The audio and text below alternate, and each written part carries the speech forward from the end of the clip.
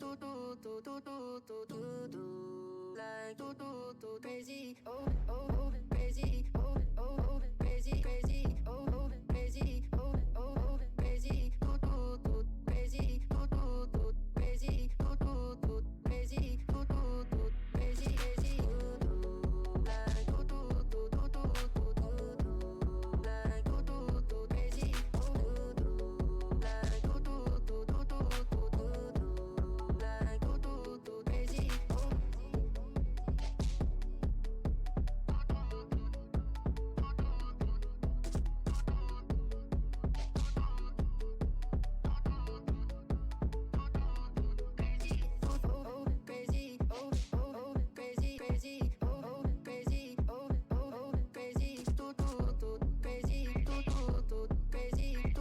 do crazy, do do do crazy crazy, do do like do do do do do do do do, like do do do crazy, oh do do like do do do do do do do do, like do do do crazy, oh.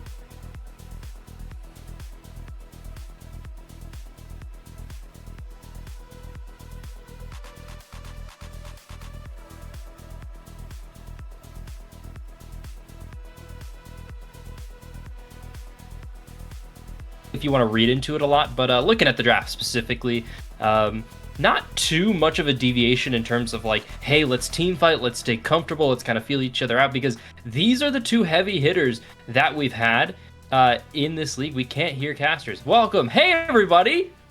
Hi. They should be able to hear us now. They can hear us now? That's perfectly fine. It's okay.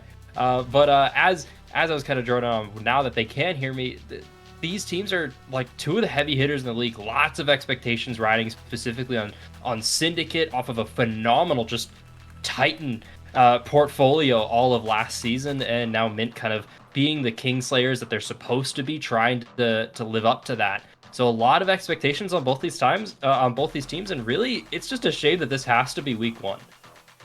Yeah, it's a phenomenal beginning to the season, really. Like, so much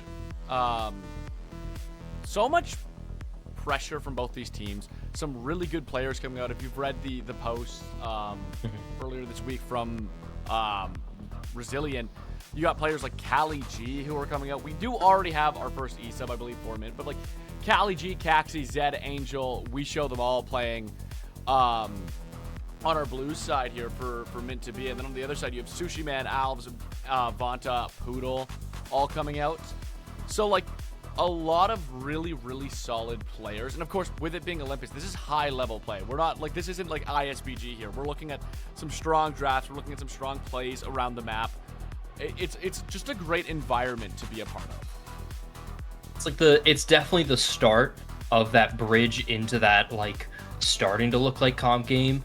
You can definitely get away with developing yourself around that team, but you'll still see a lot of teams really default to that IBSG style of let's just team fight our way out of this, get through the lane on zeros, and make sure we're in a good position for every objective. And you're going to see those two styles clash throughout the season, and whichever team can kind of figure it out is going to be best. And that's the name of the game, right? Figure out how your ship is going to stay afloat all the way to the end of the season as long as possible, more than kind of picking some sort of team. Regardless, though, fun drafts coming on through. I'm seeing in chat that this is a Mumu. I was seeing that Pantheon specifically initially, and I'm like, oh, that's going to be a jungler. We've seen him dominate the jungle for so long, be this kind of nice little flex pick, but it's going support from what I'm hearing. Caxi's apparently got a Mumu. I'm very new to the diamond scene, all things considered, so I'm going to be experiencing this for the first time, so you get to see maybe some fun reactions to this Curse of the Sad Mummy, but it's a lot of team fighting prowess here on the Mint side, and I'm seeing something more akin to those, like, I'm not going to call them but textbook LCS or LCK drafts here from Syndicate. And we are going to go ahead and send it to the game and see how these drafts operate. It'll be fun to see. Have to really pay attention to that level 1 around the bot side more than anything else. As you can see, that Pantheon is going to be the one going into support. So how can we push this Alistar out of the space? They did start with the Ignite on both supports here. You've been seeing more and more at the pro level that, oh, let's go heal, let's go exhaust, let's try and be a little bit more back to our supportive roots, but not the case here. Both supports wanted to kill each other, and they're already getting a little down and dusty in the bot side.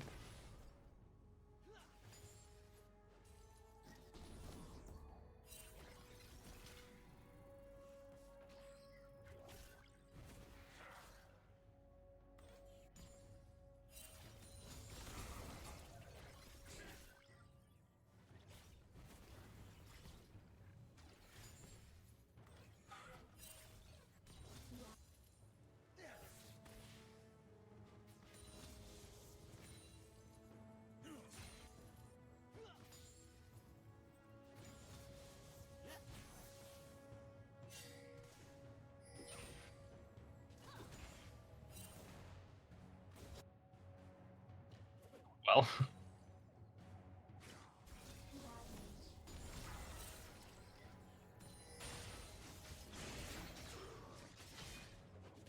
first it's that top side 1v1. Sushi Man's gonna get very low. One more auto needed for Cali G. Couldn't quite find the call to Mika, was burned earlier. And we'll showing up in the mid lane. Did end up burning that flash, but they've got the Hex Flash, so it's no big deal. Sushi Man's gonna get some extra trading here, but just a little tit for tat so far in these lanes. Players trying to make sure that the winning matchup in the lane that you kind of see typically is getting established. That's what Kali G is trying to do. And Victor keeping that poke throughout the lane, keeping the mana high is going to be a big thing you want to watch for Victor specifically. And in bot lane specifically, if we keep seeing these roams, like you mentioned, from the Pantheon, as long as they're able to establish this priority, keep that vision, they've got a really good ward on that Gromp that was able to spot out Alvis. So as long as we can kind of keep that up here as the mid side, they're going to be in a very comfortable spot around this first and second Dragon Timer. They're going to have the level 6s on the champions that need it. They're going to have the items specifically in those earlier kind of breakpoints that they're really going to want. But if you can't keep that up throughout the entire game, it is going to be pretty hard.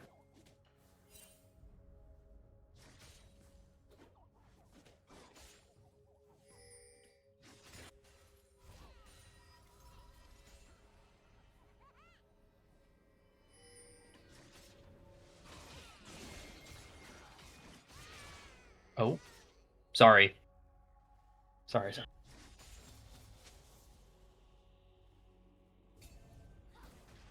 Perfect.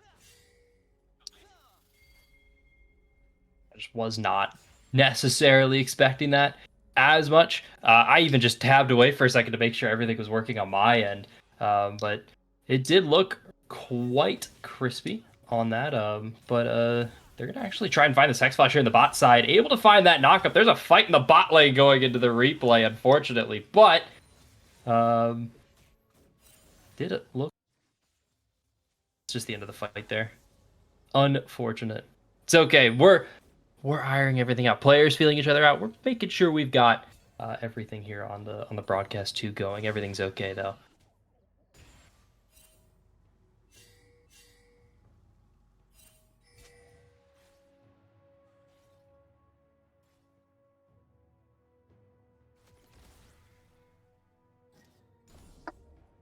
Another look, yeah, here in the mid lane. They're going to try and find Zed. Not able to flash just because of the gravity zone. Finally able to get over the wall. No follow-up there. I'm surprised Victor doesn't try and kind of expect the flash position a little bit more, but not too bad. Down here on the bot side, more action. It's going to be Alistar able to knock away Angel, but just keeping the damage. Stopping the back from Vanta is pretty big too. As you can see, they haven't gotten that reset yet. So Mint's going to want to keep this pressure up, and Alvis wants to relieve this as best as possible. Going to show up in the bot lane, not able to find the Flag Drag. Stun going to land onto Alvis, but more combos coming on into Angel, and here comes Caxi waiting in the wings, ready to go. They're going to burn that Mortal Will stack, so no empowered stun here in a couple seconds. Angel's going to Arcane shift forward. No one able to take advantage of that. I like the aggression, but still, good gank, honestly, from Alvis here.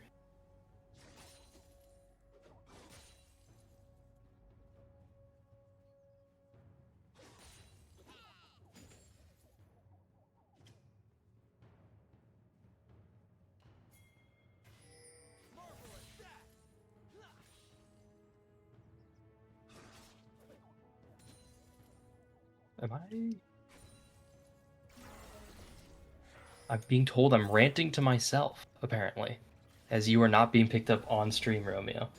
And this one. We got to guess while we can figure that out. It's okay. Hello. Good testing 1 2. Can you hear me?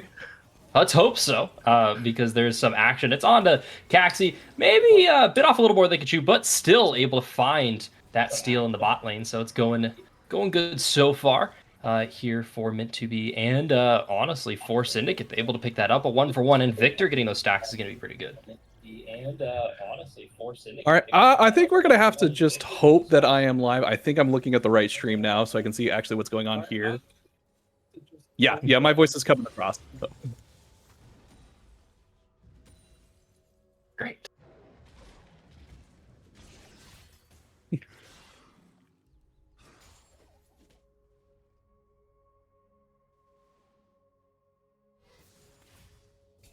Let's hope so. So if there's 2 voices here with me and not just one. Yeah, no, it gets very awkward when I just get silence. It does go hard, but then I just get silent for, like 30 seconds at a time, and it's like, man, what's going on with him? He's geeked. For, like 30 seconds at a time. It's like, man. Also, we can hear the mic shifting.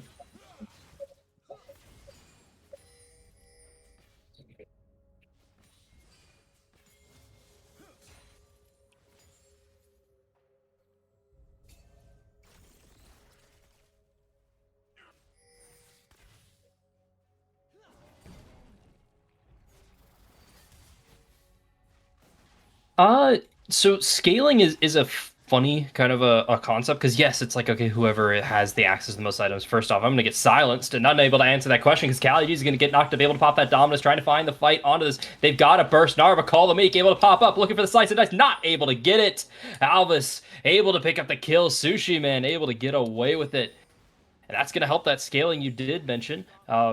Scaling is a funny little thing because yeah, you've got the Victor, obviously a strong scaling champion, Tristana, obviously a strong scaling champion, but on the side of Mint 2B, scaling is not just like, oh, potential damage at 6 items because everyone scales at 6 items. It's how many options you have to actually fight.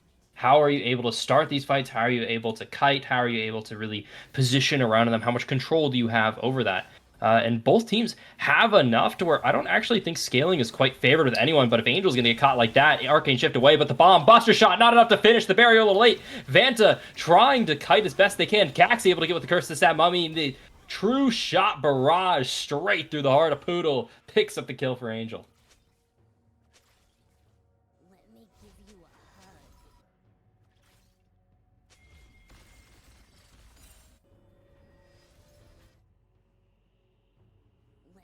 That's solid gank there coming in, all things considered.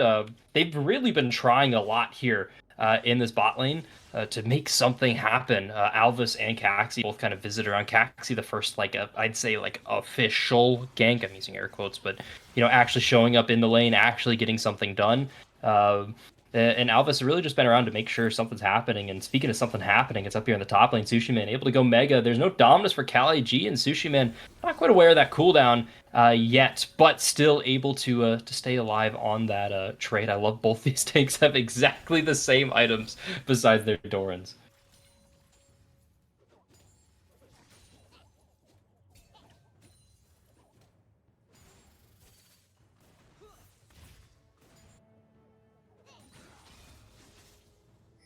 Oh, indeed.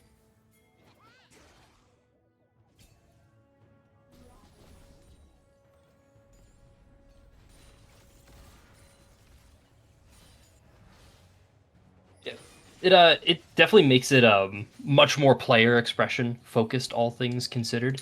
But it isn't like the it isn't the end all be all. I do think that Gnar is going to be using them these items a lot better, specifically just because of the nature of the champion, and that is that engage you mentioned bot lane. It's going to get just bouncy castle for poor Pantheon, trying to get away, able to get up the shield, but no dice for the rest. Vanta happy to get that one delivered here. 30 seconds before the dragon. Caxi going to get caught out. Flag and drag forces the flash with the cataclysm, able to lock him down for a couple seconds. No ultimate yet, but the bandage toss to get away. Trying to find the burst onto Victor. One shot needed. And the true shot barrage is going to pick it up, but it's traded just in time. 2 for 1 on the trade. Eyes are set on Dragon.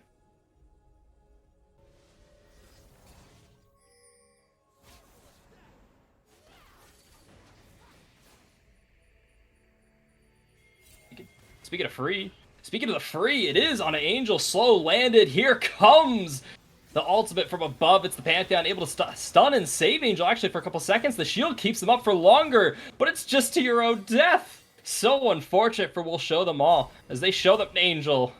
Oh no. Oh no, no, no. You can't be doing that, my friend. Vanta happy to get that one delivered.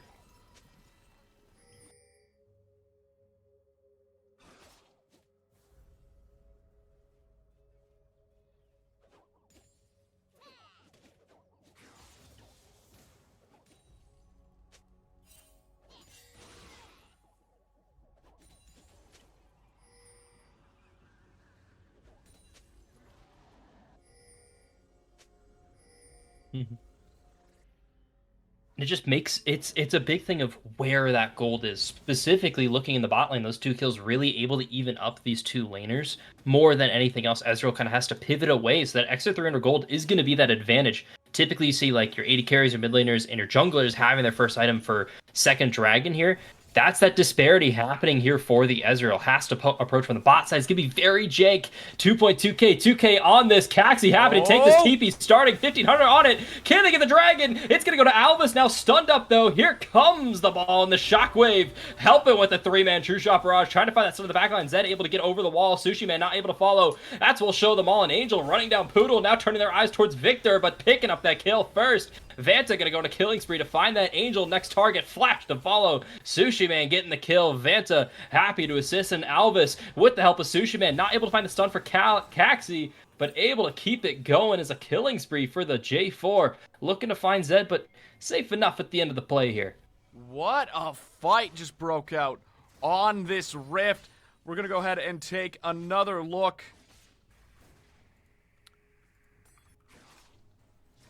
Your replays. There they are.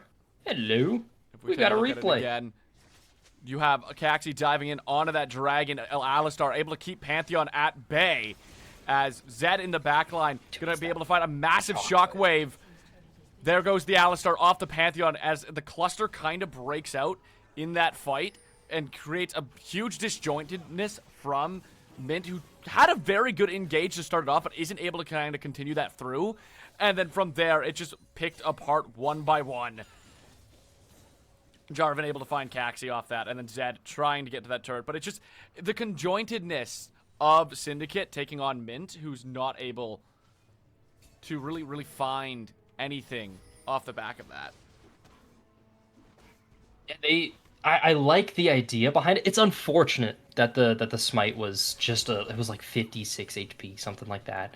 That was just missed there. But plays like that have to have full acceptance from everyone, and you can kind of see there was a split focus, no real big decision on who the target is, no real kind of front to back alignment. I don't even think they had like a committed Kali G, let alone a Kali G at all.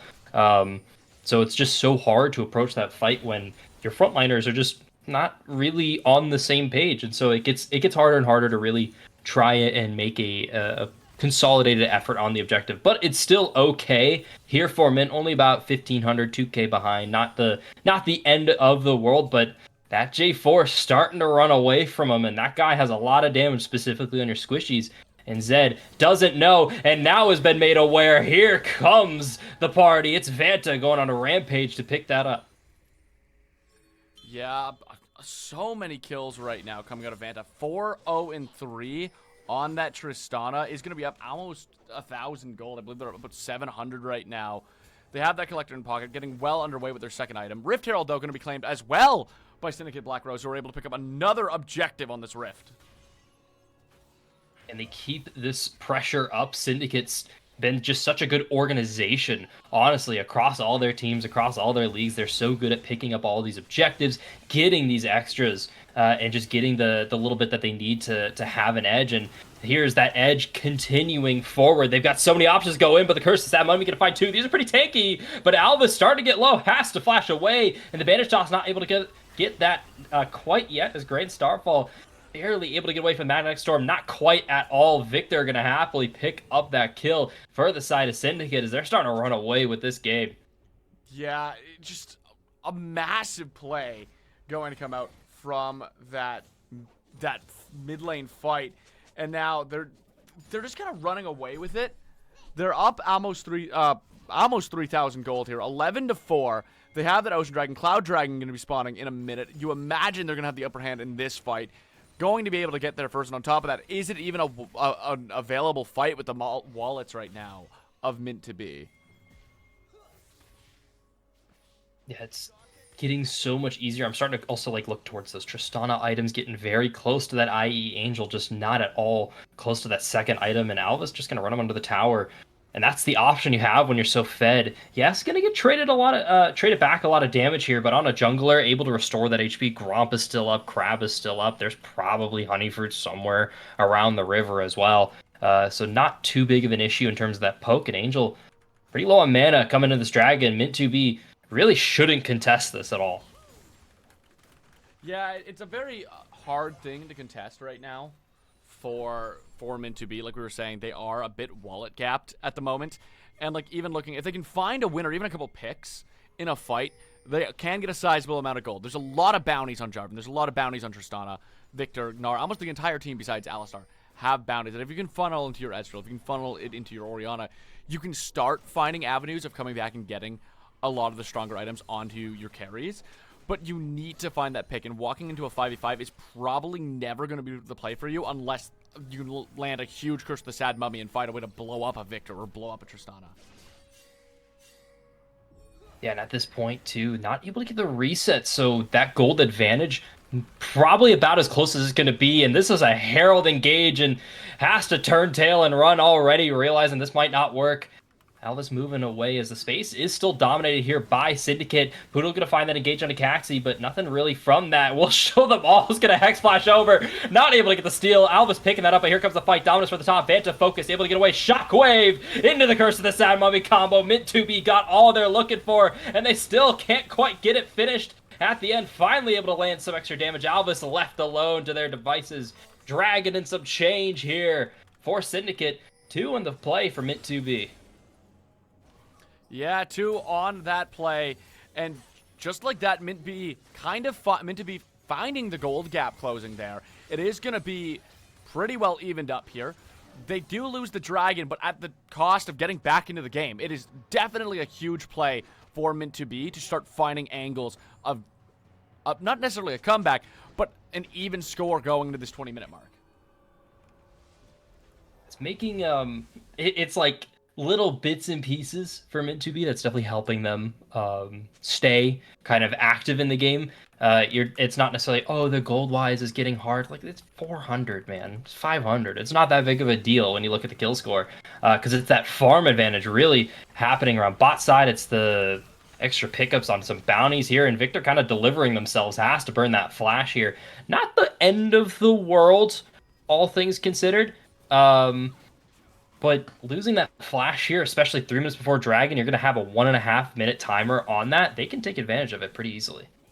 Yeah, if you can find your way into a bit more of a Dragon stacking, if you're Syndicate, you can kind of start running a little bit further in these fights. On top of that right now, I mean, with Baron spawning, I imagine Baron's going to be a bit of a dormant objective for the next at least few minutes. The only thing right now is I feel you have so many avenues to find a pick right now if you are Mint2B. You can use Pantheon, Shield Vault. You can use some Bandage Toss. If you can find a good pick, you can threaten that Baron. So right now, despite Syndicate being up a very little bit about amount of gold, you have to be very careful with where you're walking on the off chance you get picked and lose a huge objective like Baron. Because a Baron can turn the game into the favor of either of these teams very quickly. And just like that, we're going to see Caxi trying to make that happen. Caxi's going to be able to land a little bit on Sushi, but isn't going to be able to find the full play just yet. Not enough follow, but also, I mean, it's perfectly fine to look. It's essentially like a free look and a free catch out. Sushi Man's able to kind of get away with murder. You know, you get caught out, you get reminded, okay, how fast are these rotations? What vision do they have, and so on. And you don't have to lose flash. You don't really have to die. So honestly, it's a learning moment for Sushi Man. Let's see if they're able to adapt that in the future here once that Baron really starts to become a concern, especially around this Dragon. This is definitely something both teams can cross map around. The DPS perfectly fine on objectives for both these teams. So you can definitely just abandon the Dragon, look for a Baron early if you get a good read, or try and just force a fight because, hey, we still got good enough burst. I think the big thing to keep your eyes on is that Tristana 4-1 and 5 IE and Collector finished up is going to be a ton of damage, especially with some Cleaver kind of getting spread around from Alvis. It's going to be super comfortable for this Tristana for a long time. That burst you mentioned is the scary part here. And Angel, I mean, respect to them playing on the knife's edge. They're going to catch out Alvis with the Curse of the Sad Mummy Shockwave as well. Show them what you mean, Mint. And that's the True Shot Barrage to pick it up at the very end. Angel happy to get that one. Angel able to do so much damage off that True Shot Barrage, and just like that, they're in this position where they have that 45 on the Rift. Dragon spawning in a minute. They are able to take some backs, get some extra items. I imagine Ezreal's going to be able to finish his second item here now and be that much stronger if they try to initiate a dragon fight. We're likely going to be seeing Renekton. They have that TP up, able to split push. I imagine our TP is going to be up about that time for Dragon, but I think Renekton in the sideline right now has the bit of the beneficiary in that matchup. If they are able to get a little bit of extra damage onto that Gnar before coming to that drag fight, that could be big for Mint2B. And Mint2B is looking like they're at a very sizable position. They're finding great catches. The only thing is that some of their ultimates are only going to be coming up the moment this drag spawns. So they need to be very careful about the time they play to get in this fight. They kind of need to be playing right on the edge of when that dragon spawns before they go into an initiation so that they have those strong ultimates up for that crowd control. So to kind of what they should do then, if that's the case, True Shot Barrage is going to get burned pretty early. Now, if Angel can kind of get that recharge on this wave, they're doing, Mint2B is doing exactly what they need. Call the Renection early, use them to buy the space, take control of this Banana Brush, get some vision around that blue buff as well for that extra approach. You're just trying to buy time more than anything else, and you're trying to get just little bits and pieces of information here. Victor trying to fight as best they can for that space as well, because this is like that important little choke point. Hold this mid push, keep the priority up here, send the bodies for Mint2B, and then they're going to move down to the river as this Pantheon's already starting the objective. And it looks like Syndicate able to get that Raider saying, it's okay, let's spread back out. It's just the second dragon for the enemy team, so we're going to be going a long distance here in terms of soul. I'm surprised they don't try and set up around the Baron on this timer. You can see Poodle's a little late on that, but all things considered, perfectly fine. Really good for Mint. Yeah, I don't disagree with the take that they maybe should have set up around the Baron. The one thing I kind of see that's an issue at the moment, if Mint2B ever gets the objective first, is it's very, very hard for Syndicate to walk in. They have this kind of all-or-nothing explosiveness between the Jarvan, Tristana, Gnar, Alistar combo, and then like Victor is able to get a little bit staying behind, blow them up with the Arcane Storm. However, if they're not able to get in, you're kind of hoping for a positioning mistake to come out of Mint2B to ever play a fight where you're walking in first. You need to find an angle on an Ezreal or an Orianna, really, to make a fight happen, because if you try to walk in, you're going to get poked out. You're going to risk getting caught by a Mumu. And if you're getting poked out before you're able to blow anyone up, you're never going to win a fight. So they are kind of forced to be at these objectives first. I do also, on one hand, understand just going for some of the dormant gold on the map, just for the sake that if you are going for that Baron and anything goes wrong, you are kind of coin flipping the game on it. It's perfectly fine at this moment for both teams. They're actually in a great spot to look around this Baron. We've got a long time for both teams to really fight over this space. You can see, you mentioned that the Renekton's going to be winning on the side lane. They're continuing to use that presence to keep that river vision super nice and lit up here for the blue side. All things considered, especially you're looking like, okay, Victor should have push on bot side, so maybe that priority can get bot there. But hey, that's the bot side right now. That's not what's important at all. You can see the push is coming through, just going to reset in front of the face for a little bit of BM. But I do like what I've been seeing from Alvis a lot, too, here is, speaking of the side lane, they're going to try and find that play. It's a flash follow from both these mid laners. Shockwave knocks away from the True Shot Barrage, but Zed trying to find the burst, and the Magnetic Storm doing so much damage. Chaos Storm going to do too much, and Vanta able to get away with their life here in the mid lane for this follow-up play. A double dip from the side of Mint2B, and flashes all around for it. We did, however, see a bit of the explosive potential in the bot lane. Despite Victor going down, he did almost pick off Zed just with that Arcane Storm. Victor starting to become very, very strong in the later stages of this match. But then again, you do see that if you're not able to blow them up right away, any long fight is going to benefit Mint2B. Like, they are able to get that poke damage like we just seen onto Vanta. They are able to, if it's not an immediate blow up, find the win, even though it was a 2v1, onto that Victor, right? They have a lot of moments to kind of lock you down and make sure that their team's able to get the poke and then blow you up when they need to towards the end of the fight. You need to kind of be finding these plays as a team if you're Syndicate. You need that Jarvan around to find that engage or that Alistar so that Tristana or Victor can blow them up, because on their own, they're kind of just sitting ducks. Speed of the sitting ducks here. The no flash on the Orianna is going to make it really hard, but the Amumu, the target regardless, even in that Cataclysm where it's a simple ult, not able to get off Shockwave. Fatfinger is going to start ringing bells here. They want this Baron here for Syndicate. They burned, Mint did a great play earlier. They burned that TP and pulled off Baron, but now they lost their jungler for it. 30 seconds on this respawn. They're going to have to fight without their really easy engage and without that Shockwave. It's so hard to approach this space. And they're just kind of waiting for this Baron, I guess, to poke down. True Shot Barrage going to pull a lot of damage on Vanta. Poodle going to pull onto the side, find Zeb, but now he's going to take a little extra poke. They're off the Baron. The fight, well played from Mint here, buying the time. Those Baron buffs that have slowly been adding up over the years really starting to show their colors now. And, like, I see the angle there, right? Like, you have their jungler dead. Caxie's down. One of their major engage tools are down, and you have that smite advantage. You want to try to take something off it. The only issue is it might be better to try to set a catch play, maybe put Jarvan on the Baron so it looks like you're taking it, and then set up in a bush to burst another person down, because the poke damage is still so strong from Mint2B. Ezreal's able to just get a ton of work in off some Essence Flux, off that True Shot Barrage. Orianna's able to get some ball work in, and then you have to flee it, and you lose that extra time trying to take an objective that you can't take without another one of them down. It's great to kill Caxi, but you still need to be aware of just how much raw damage they can do without being touched. Yeah, and you mentioned it earlier. They are just a go-forward, hard engaged team. You do just need to do that before all else, and they're going to find that engage on a Cali G. A little bit of poke. Stun's going to get burned. Big thing, honestly, is that gravity field is down for a couple extra seconds here. That's going to give Mint2B some space that they want to buy, but the Victor standing nice and far and tall up here, just trying to keep this space owned, but the take from this, that snap engage that exists with Caxi, and we'll show them all, just makes it so hard to want to try and contest these rivers. You saw that Tristana had to reset. LDR finished on the reset, so not a weak Tristana at all. A very scary Tristana, but coming into the space here, having to check these bushes against these champs, it's really hard for Syndicate. As you mentioned earlier, to get this space, they got Gnar on that flank as well as some good rage management.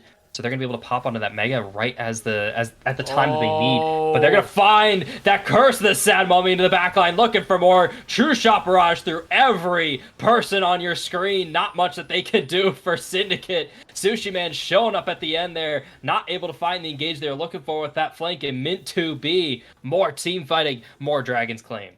And the worst bit of all that is you have such a good engagement. You've overtaken that river with that Gnar stepping up into it. You are able to kind of squeeze them in. If they try to fall back to that river and you just push the wave, walk in after them, they're going to be pincered by that Gnar and the rest of your team. But unfortunately, you just step a little bit too far, and that bandage tosh engage of that Curse of Sad Mummy able to stun up your team. And the moment you're getting caught, 4 men in a Curse of Sad Mummy, you're going to lose the fight. There's nothing you can do when 4 members of your team aren't able to do the damage. It was such... The macro was looking so strong, but Caxi able to just scout out that perfect moment and completely ruin the team fight. Still, though, good for Mint2B. You know, ups to them. They're continuing to find these engages. Caxi and Mumu was mentioned to be a very scary thing, and it's continuing to be the case. But still good space from Syndicate. They're still in a fine spot, all things considered, but they do need to really start to get a little worried. They're not making the plays that this team needs to, but I don't really know what they can do. They keep getting caught out. They keep not finding the push that they need. They've got this Victor pushing bot side, but it's not turning into anything because Baron is still up.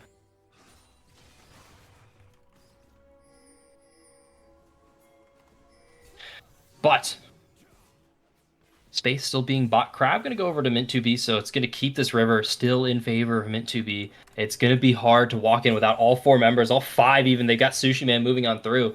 I think they're wanting to force this issue. For Syndicate, they're probably starting to feel a little bit of the pressure from the team fighting and from Caxi as well, but level 3 ultimate going to come in pretty soon from the Samumu. Same thing with Zed on the Orianna. These are going to put so much damage in. Alongside Angel has that as well, so a lot of potential damage being left on the table for this Mint2B roster. And looking at Syndicate, I'm not going to say they don't get stronger. They've got options to fight, but it is just hard. They aren't really deciding anything. I think I'm looking at Poodle, I'm looking at Elvis that have to find these picks, and they haven't really met up as a 2v2 to fight, all things considered. They haven't really pushed the space. They've just been kind of going for vision, moving around and collecting farm and space, but never when it's needed. Yeah, and it's becoming that issue where right now you had the advantage a little bit earlier on. You were starting to fall behind. You're only going to keep struggling if you're not able to find picks and get to the objectives first, because your team identity is just blowing things up, and if you can't blow things up, it's never going to work. I'm surprised we didn't see any trades for like trying to like set up a Baron while they take Dragon and then take a fight from there. I'm surprised we haven't seen that yet, and now it could be the consequence because the wave clear of Mint2B has been very strong. Ezreal has a lot of gold on him, although like Tristana does as well, but Ezreal's able to use that so much easier in these fights with just being able to poke. Angels had an incredible showing of just landing almost every skill shot that they've taken right now. So even like walking in, Angels not letting them dodge anything and just getting the maximum amount of damage he really can. He's playing to the max of the range of those Ezreal Qs, of those Ezreal Es. And it just makes walking in so impossible right now. We do see Victor rotating and Tristana rotating right now. They are looking like they are going to try to 4-man around this mid lane, maybe catch someone out. Orianna, of course, is going to be caught on that bot side taking away. This might be their chance to try and push that mid wave, move in to that Baron pit, and force them to play into Syndicate rather than Syndicate trying to play into mid 2B. This could be the showing they're looking for. Could be the showing they're looking for. I'm going to kind of mention a little addendum. Might not get the chance because Caxie's going to get caught out here. Cataclysm Burn, that's the flash away. They found it. Poodle picks up that combo onto We'll Show Them All. Flash away, but the shield's still up. Not enough to tank what they need. And the Victor Rome paying dividends right now is going to mention, like, hey, typically when you see the wave push like that, you've got 5 for Mint 2B around that pit and just the 1 on the bot side for Victor. You want to keep that push up, force those rotations, force 2 to come because Victor should have the 1v1 edge on the Orianna. But now it's turned on its head. They force the TP from Zed, now showing up 3k left on this. Caxi still alive, no flash able to get away. Alvis finds that smite. Poodle might get delivered, pops that ultimate to live for long, and the sacrifice for the support. It's the trade, it's the Baron. Zed on a killing spree, and the bot tier 1 falls. But let's see what Syndicate can do with this Baron. Yeah, what a great way to play that fight, too. The difference between this fight and the Caxi fight is they had that Alistar trying to peel and prevent Mint 2B from walking into the R. They do lose Alistar, but they do get the Baron because of the push and being able to keep Ezreal out of range of poking any of the teammates down. And they just take Baron and leave, and that's what you're looking for. They get that early pick. They get that Baron. The only issue right now is Cloud Soul's up. And with Cloud Soul being up for Mint 2B, they're going to be able to get to that river first with that pick. The Baron waves are going to push it. You kind of have the choice right now is do we try to stall it out for Alistar to get back and then find a way into a fight? Or do we see if we can take enough off this Baron play so that even if they get Cloud Soul, it doesn't matter? And right now, it does look like they're going to opt for the fight. They do have to fight this. A Cloud Soul for an Orianna specifically is going to be really dangerous. Angel taking a lot of damage from Sushi Man. Going to go Mega. Pops that up, but the stun going to land. Looking for the Gnar, but Victor going to take a lot of damage. Able to flash over the wall, but the full stun onto Zed. Found. Curse the Sad Mummy. Going to lock them for a couple seconds. Alvis able to get the steal away. Still has that GA. Continue to go, but Angel's free firing in the backline. Double kill picked up. Caxi going to go back in. Kali peeling, putting the burst onto Alvis, but Sushi Man in the backline. Finally going to go mini. Caxi can't fall on the wall. Now Angel still free firing. Kali G still alive. Poodle gonna get picked up for a rampage for the Ezreal. Dude, that was insane. Honestly, like, you get the steal. That's everything you're looking for in the fight. You do, of course, still have Baron up on the J4 coming out of that. But I think the reason that works so well for Syndicate is it was just so chaotic. You found the jump, and Alistar's going to be able to come on over that wall and just start taking names and pushing people away from what they want to do. There was a great Curse of the Sad Mummy that sent 3 of them up from Caxi, which kind of allowed that fight to get even up. But the moment the chaos starts and you don't have that wall of Pantheon Renekton in front of your Orianna Ezreal, it's so hard to play. You're kind of just bouncing around and hitting where you can as that Ezreal and Orianna. And it makes that, like, cohesion you have of having this poke comp that can walk in, form a wall, and let Ezreal and Orianna do what they want to do get completely destroyed. If Syndicate can find more fights like that, they are going to take this game. That fight might have went even because they were so focused on taking that dragon. But if they can find that idea in every fight of just the chaos and explosiveness and keeping Ezreal and Orianna away from their frontliners, they're going to find some massive plays and potentially be able to close up this game. That's that massive play continuing on to Sushi Man. Uncharacteristically getting picked off there. They're going to force this TP from Victor on the top side to stop Kali G, but they're able to pick up this bot tier 2. Baron notwithstanding the help on the push. Victor now going to get caught out. Half damage already just on accident from Kali G. Caxi going to show up. Banshot's going to go wide, but the Victor still marked for death as Zed under their own tower. Vanta going to pick up that kill, taking it up, but still able to get away. I don't think we're going to base race on this. A lot's going to get lost here for the side of Mitsui. Poodle able to stop any resets, but Angel going to be the next target. Inhib going to fall. They might keep going. They've got Tristana here, 2 on the reset. Not able to stop the Amumu specifically, so they're going to stop Alvis. Gonna GA there, unfortunately. Next target coming up. Here comes the Grand Starfall, maybe to stop them, but Alvis continuing to move on. True Shot Barrage to clear the way. Angel wants to find this mid-tier 3 as well, and should be able to get that because no resets are going to come through at all. Very unfortunate here for Syndicate. I like the idea, but the execution just not there from the top side. No, and just a lot of towers going to get traded. Inhib might actually go here as well. Angel looking to be able to take that down, and now you're going to have that mid lane advantage with that next Dragon spawning. Of course, that Inhib going to be down for another 5 minutes. So that's going to make playing this Baron and this Dragon way more difficult. They found a lot of picks. Oh my god. Speaking of a pick, it's on to We'll Show Them All. Flash follow, Buster Shot into the shield. Everything eaten up by that for the Pantheon. So, I mean, honestly, great usage there. Did Vanta... Oh, Vanta flashed. Oh no, that's not going to be good here. I can't see the Baron timer personally, but I assume it's coming up pretty soon here with the positioning from these teams. 155 on the soul for both these teams though, so all 7 dragons getting taken this game. It's going the distance. You have 137 on Baron, 145 on that Dragon Soul. 2 major objectives, but Baron power play could potentially end the game for these teams. At the same time, Cloud Soul's a huge advantage, and they're going to look to take this pick.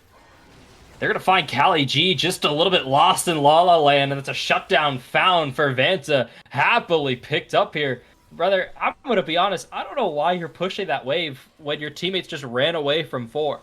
It feels like the team identities right now, and just like standard league play has been thrown out the window for these last 5 minutes. Everyone is just trying to find any advantage. Since it was that Baron / like mini base race, everyone's had their tempo completely out of whack. Their clocks are misaligned, and they're just going for anything they can, and it's creating this really interesting dynamic where anyone can get picked at any time. But we got a minute before Dragon. We got 45 seconds before Baron.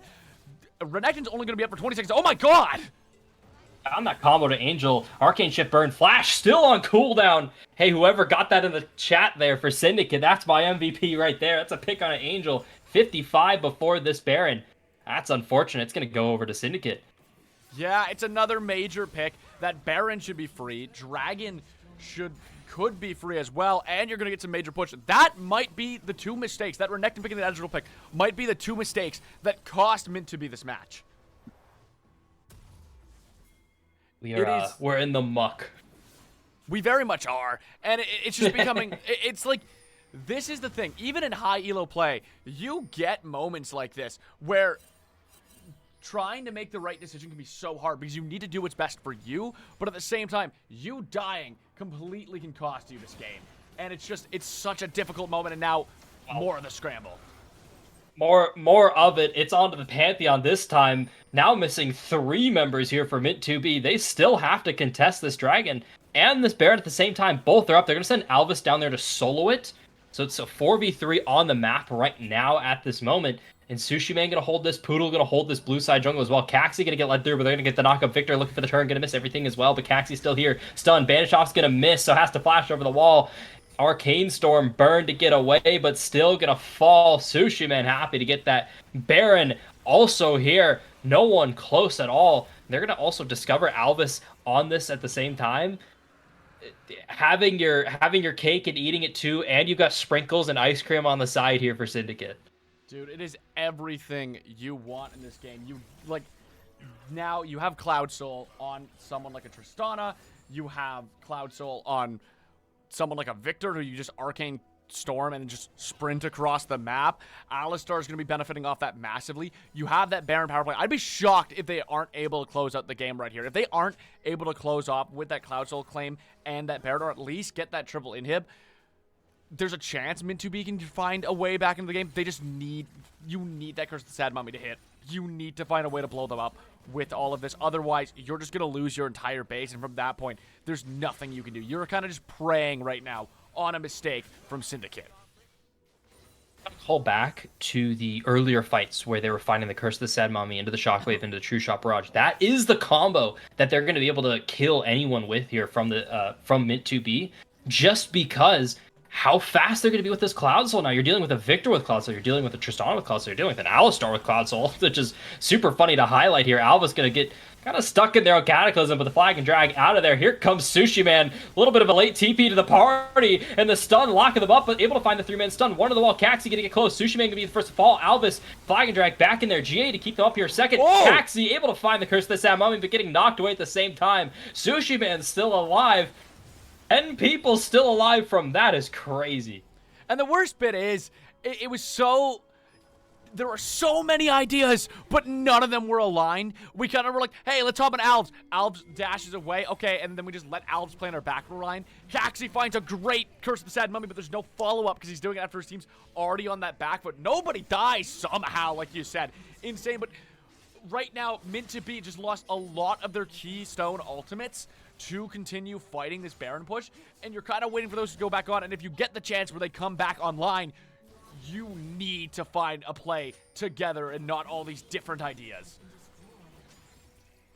think even the luxury that you have as Syndicate with this Baron, with this console, is you don't necessarily need to even up, because you can make it out of the play and finally able to even up. They're going to find Cax. He couldn't even get anything off. Cataclysm to the backline. Zed able to pick up that kill with the Shockwave, but 2 getting knocked back with a Buster Shot. The explosion picking up another kill for Vanta as they keep going on a rampage. Sushi Man going to find the double kill. It's all we wrote for the game. Syndicate got tired of messing around in the muck, and they cleaned it off with a triple kill to end this game out to finish it off 1-up.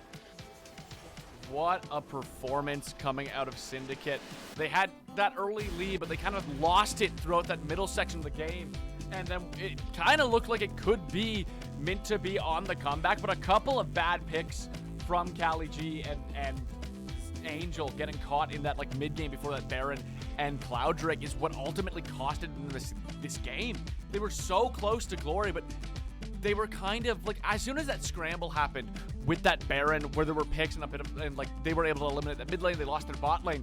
They weren't able to get the tempo of the game back under their feet and just kept stepping out of position to a cop that can explode you the moment they find you.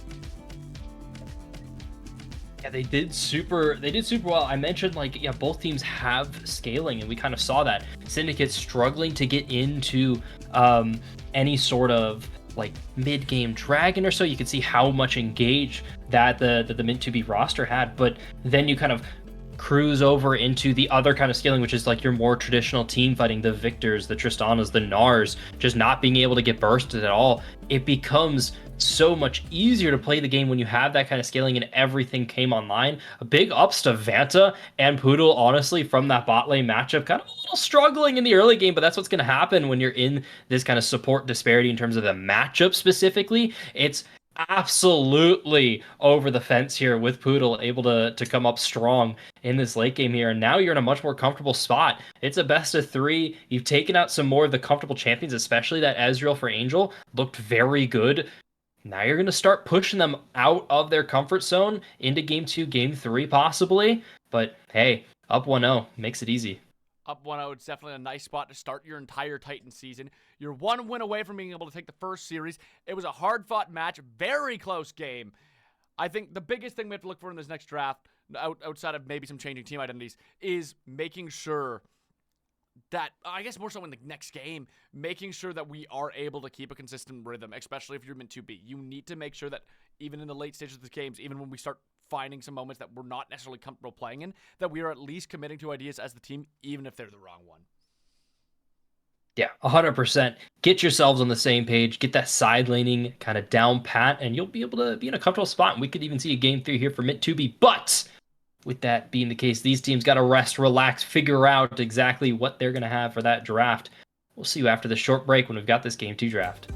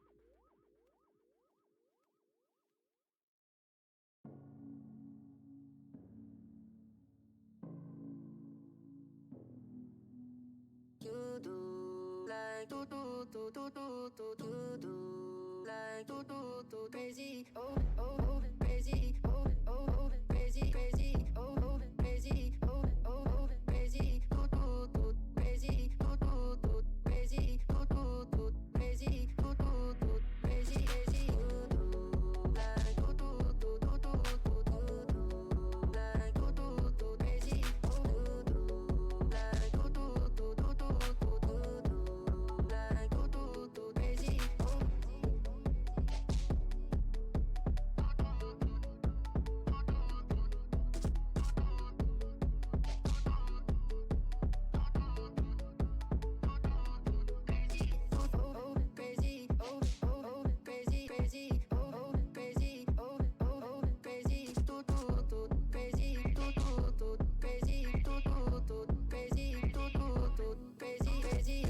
do do like do do do do do do do, like do do do crazy, oh do do like do do do do do do do, like do do do crazy, oh.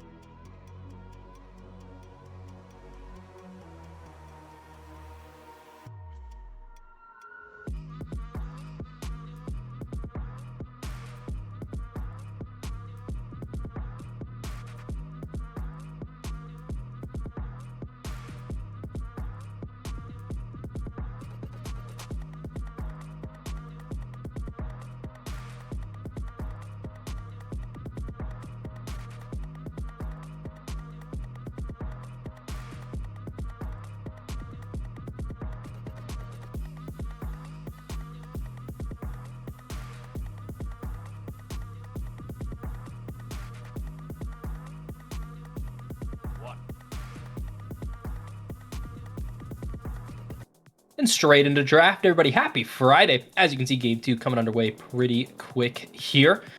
Sides did end up switching. Mint unable to close out on a pretty, not sizable, but healthy early lead that they were able to find around 2,000. Let's see if they can try and get themselves a better position. I don't expect these drafts to change too much, coming into this game 2. It's still earlier on in the series, but it's match point for Syndicate, so let's see what they can get done. Yeah, it is match point for Syndicate. And like we said, the last game, very, very close. Ultimately, a couple of picks is what decided it. And I would say the one thing that we've seen from Syndicate, and I not to hone on this point again, but Syndicate was very cohesive. When they had an idea, they committed to it as a whole. Mint was doing that almost all game. Their tempo got a little screwed up, and we kind of lost it. Mint hopefully took this pause, recouped, had that conversation, and are going to commit a little bit better. And of course, that takes time. It's the first game of the season. Teams will click more the more they scrim, the more they play as a team, and especially the more they play in live leagues. The deeper we get into the season, there's a reason the games get better the further you get in, or they get more interesting because teams start trying to do weird stuff. Right now, we're still getting very standard, but teams are still learning to work together. It's amateur League of Legends. Teams almost never fully carry over, and I believe there's new players on both of these teams. So we are going to be getting that the longer we go on. The longer we go on. Speaking of kind of standard stuff, Xin Zhao can be that. He could be your angle and he could be your devil too. Picking that awful, terrible. They can't hear you. That's unfortunate. They can now. They can. Perfect. There's 2 of us here at the booth. Xin is kind of weird. In that you can go this like weird AP build. I don't like it because I just feel like that the like standard traditional like bruiser with the enchanter. This should be like your Braum or Milio here, by the way, into Seraphine Ash. I do like this 1-2. It forces a cleanse from the other AD carry, and it forces you to really think about how your team fights are going to form, because if you end up playing super clumped up as a team, which looks like what Syndicate's going to end up doing, this Seraphine's going to have a ton of value. It's going to be on everyone's minds constantly. It's going to be a champion that you have to focus, so that puts even more pressure on the Mint 2B support, which admittedly didn't have the greatest game 1 after being E-subbed in here, but regardless, by the way. He was E-subbed out, so they got the normal guy now. They do have the normal guy. Ray's Die is here, or I guess more so Ray's DXYD. Ray's Days. He was getting late back home, apparently. He got home now, so they've E-subbed him back in. So he's the full squad of Mint to be. The thing was, although we're saying they didn't have a great game, there was like a bit of a support gap we've seen in chat from people like Watercat. I wouldn't necessarily say it was entire. Like, could there have been better plays? Sure.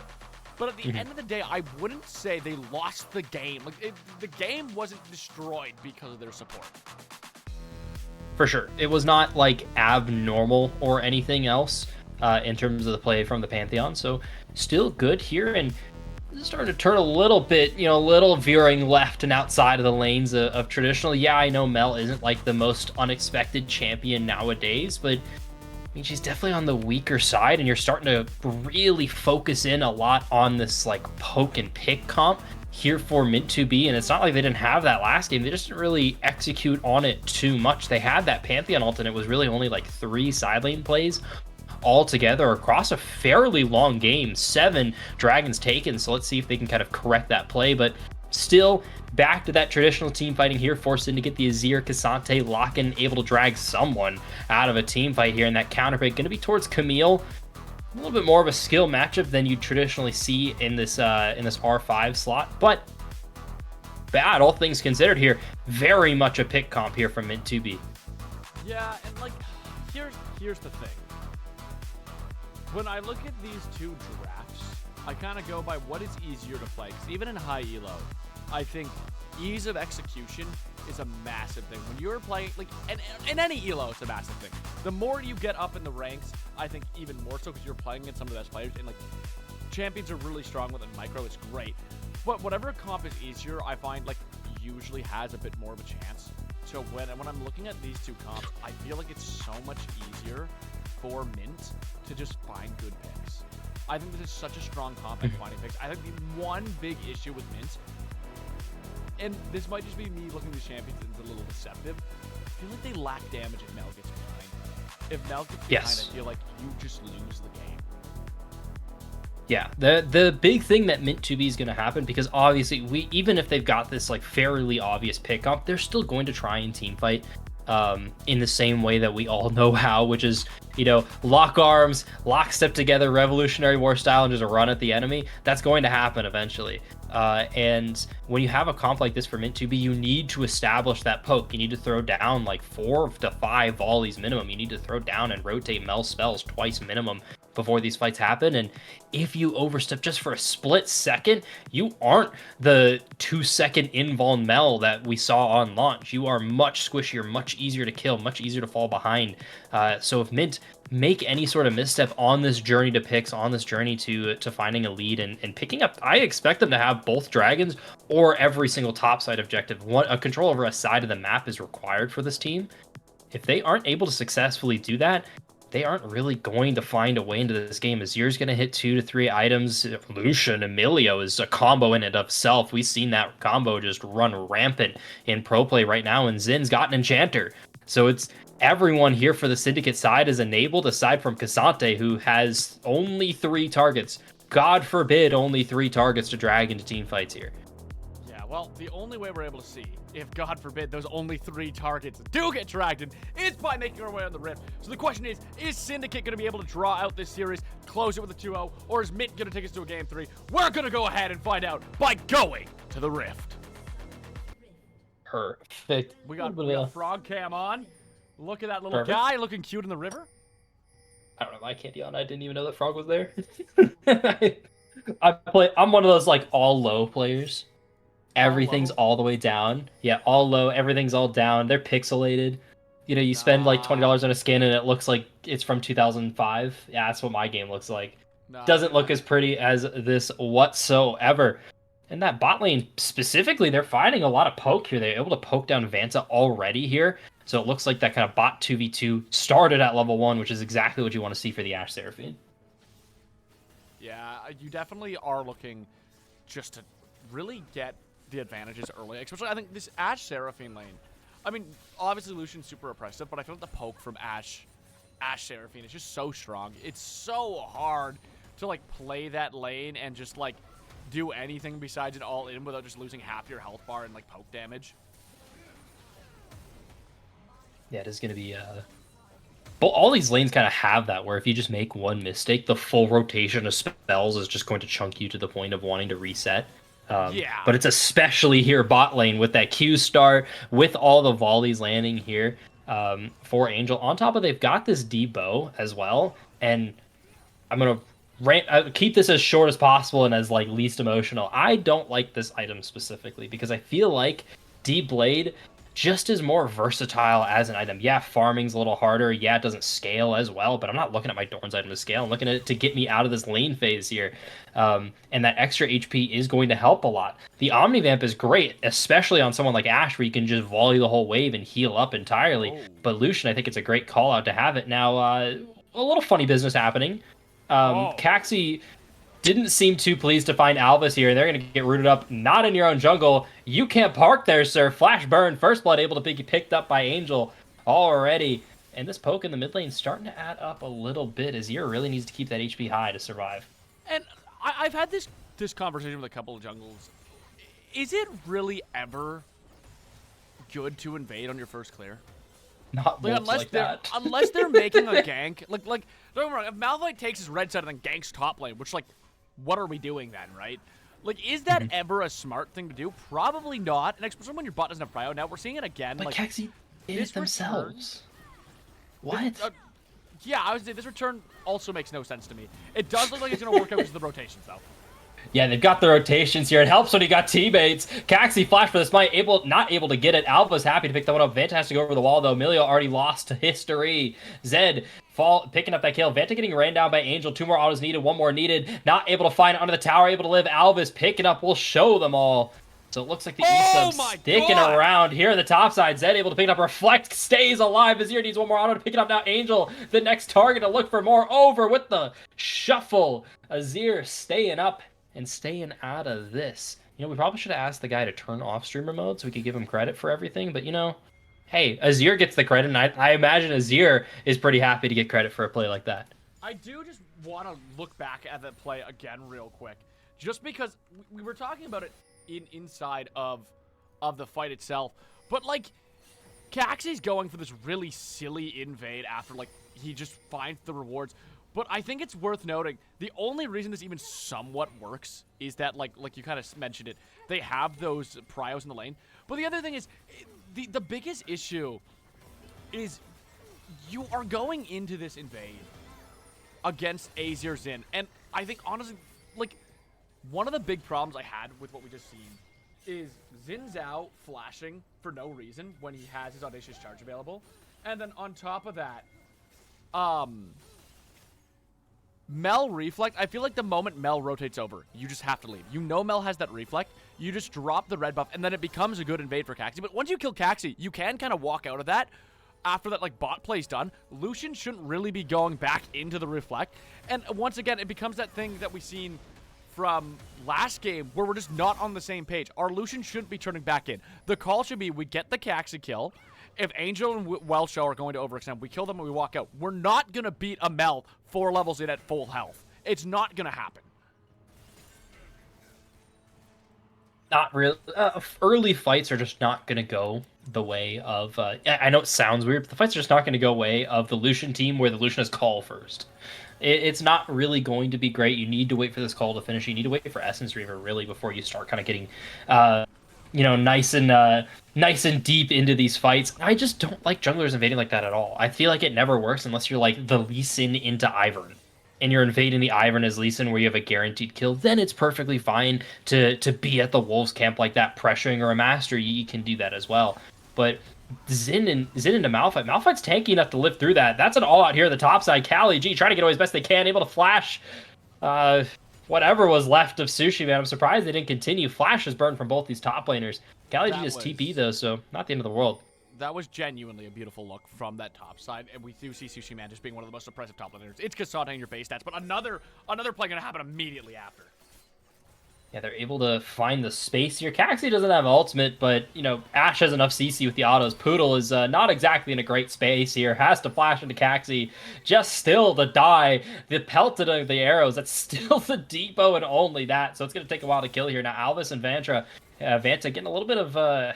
I don't know where they're getting this confidence, but they still want to send it. Mel on the move here. You mentioned the rotation for the Mel means the fight is over, and they've only got a couple seconds to finish this. On an Angel, barrier pop, staying alive. Alvis once again gonna fall. Zed gets the kill, so they're gonna get something for their troubles here. Speaking of the roam, the mid lane staying about even. Looks like Azir's able to get something off of that. And now Mel's just so accelerated, 4-1, able to walk around this map wherever they want, and Azir can't really do anything because Azir's now living against 4-1 Mel. He's just going to get pushed in, sat at his tower. Now Mel can walk for free. You need to slow down the tempo right now if you're Syndicate. You are losing so much so quickly. Your only lane that's like kind of finding okay looks at that top side. It's hard because now the mid laner's accelerated. That first dragon's going to be taken. It's going to be that Hextech dragon over, and... I want to see them slow it down. I feel like they need to slow down this match to find their way back into it. They have a great team that's able to go forward later into the game, but right now it's just you're not finding anything trying to accelerate this game so early. Yeah, honestly, from Syndicate, it's like they're doing too much. Like they're trying so hard, and I get it. You want to try so hard. You want to find the advantages, especially. Look, Ashe is still in this lane, 7.5 minutes into this game, and Alvis finally able to get something done. Heal burn. Angel trying to get away. Doesn't have the flash, but has the slows. Alvis turning targets over to will show them all. But I think they just knocked up a minion. Wouldn't become lightning to find the slow into Angel, but no space yet either. Angel still alive. We'll show them all. Definitely showing them up. Yeah, I think you were right about the knock-up hitting the minion there, and it's just. I feel like Alves, and I could be wrong, but it feels like we're playing a bit on tilt. You could have, I even think without the knockup, you can probably still finish the job on that play. Take a tower shot, probably get out and be fine. You have that Milio to back you up. I feel like we're tilted and trying to make things happen because that early invade didn't work, and then we got counter-invaded and still lost. And it becomes a thing. I get Xin in itself is an early game champion, but you have a team that can make things work, especially if you could, like we're saying in draft, the one thing you really need to make sure is Mel doesn't get ahead. Mel's now ahead. We need to shut that down. Anything else happening is to try and make a play to get us ahead. And I think you just want to slow it down. I think you really do want to slow it down. Wait for things like Crystal Arrow and Encore to get burned, and ouch. Just ouch. They're doing too much. I get what they're feeling, and yeah, that's, trying too hard. It seems like you just got themselves in a bad spot. Not tracking the level 6 from Caxi too, a big thing that you kind of watch. We're gonna just jump back in time to see exactly what it is, and you'll never guess if you looked at those champion borders. Hey, Caxi's got ultimate. Someone's dead. There, so well played from Caxi. It's funny to say that about the Malphite jungle, but hey, man, right place, right time, press the right abilities. It seems like we've had a lack of that in this early game here, so an advantage bot in the mid lane specifically for this Mel. That was who you needed to be ahead for Mint 2B, and 5-1. Luden's finished already. I feel like you can't ask for any more. No, you absolutely can't. Mel is 1,200 gold up right now over the Azir. They're at like a ridiculous point in this game acceleration-wise. Sork Shoe is going to be bought. They're going to be able to rotate quicker. I hate to say that this early game has been kind of catastrophic, but it very much has. We had ideas. The ideas did not work. And then we just kept throwing everything into them. And again, I can't just slow it down. Slow it down. You need to get that Mel behind. You need, at this point, to be honest, you're 2,000 gold down. You're 2,000 gold down into a Mel Ashe Seraphine combo. You are waiting for mistakes, so wait for the mistakes. You aren't going to force a mistake. You're going to make it so that when they make 8 mistakes, it doesn't matter. You need to wait for a mistake. You need a Crystal Arrow to miss. You need an Encore to do nothing, and then follow it up with your ultimates. Follow it up with a way for you to go in, and we're walking right first. Oh my god. I think I'm okay with it from the Lucian Milio lane. You kind of, you've got one way forward and one way to win, and that's to be aggressive and just kind of get the better of the play.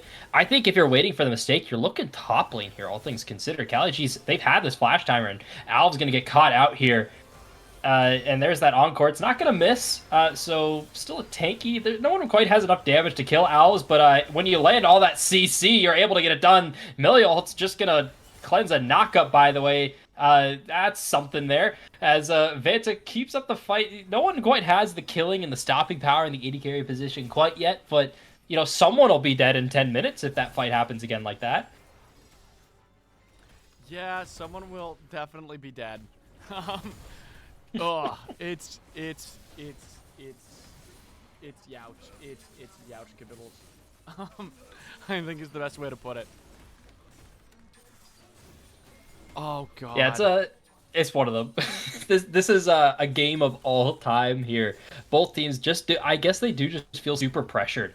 Because you're Mint 2B right now. We've got a 5-1 Mel. My Ashe has Hex Optics at 11.5 minutes into this game. We've got to get something done. And so you're trying to make plays, you're trying to send anyone around, but you're starting to kind of drift from that objective timer that you're looking for. It was about a minute and a half before Cloud Dragon there at all. So you want to be saving your ultimates for that. So you have them, because now look at this. They're going into Dragon. No Encore at all for this. So that's a big cooldown they're going to be missing. That's going to give Vanta the aggression that they want. That's half chunked from the Seraphine. Doesn't even have Essence Reaver yet. That's a forcing of a reset. So they can't do this on timer, but it should be okay.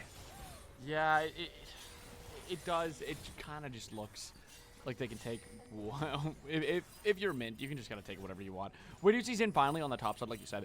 If there's a place that's going to make a mistake, it's probably going to be the top side. And this could be a look. This could be a way back in. This could be the way back in, but things aren't going the way we want it to whatsoever. Why are we charging in? What? I get it. Okay. I get it. We're trying to find something here. All out onto Kali G. They finally got Alves in the move, but hook shot's able to get away. That's not my issue. My issue is if you're Zin, you walk in and you 3 Talon strike and you use the audacious charge to follow. We are in Masters tier. I am an Emerald player, or Diamond tier. Sorry, I am an Emerald player. I am a dog Emerald player. And I know you walk in. That should have been a kill. We are playing on tilt right now. Just a bit. Desperation is what it is. You're not thinking of all the options in the moment. You're trying to just, I need to get to this person now. I need to help my top laner now. But Casante's okay. Just chill. Let him tank up for a bit, because now it's a problem. Now you're dealing with, oh man, 50% HP against a Camille with Triforce already finished up.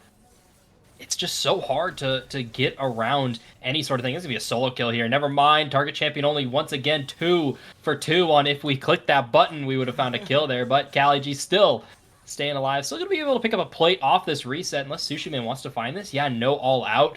But hey, it's Cassante. You literally don't have mana cost still, so it's okay. Regardless, kind of spreading around the map. Big thing for Mint 2B, regardless of what happened around, they've got another dragon. Infernal Souls up on the table here for this poke-based team as well. So they're going to be in a very comfortable spot. They've got these 2 dragons. They can start maybe looking towards Herald. That's going to be coming up pretty soon, guys. So all things considered, I'm still comfortable as Mint 2B. Wait, this is... yeah, kind of this is huge. why I'm comfortable.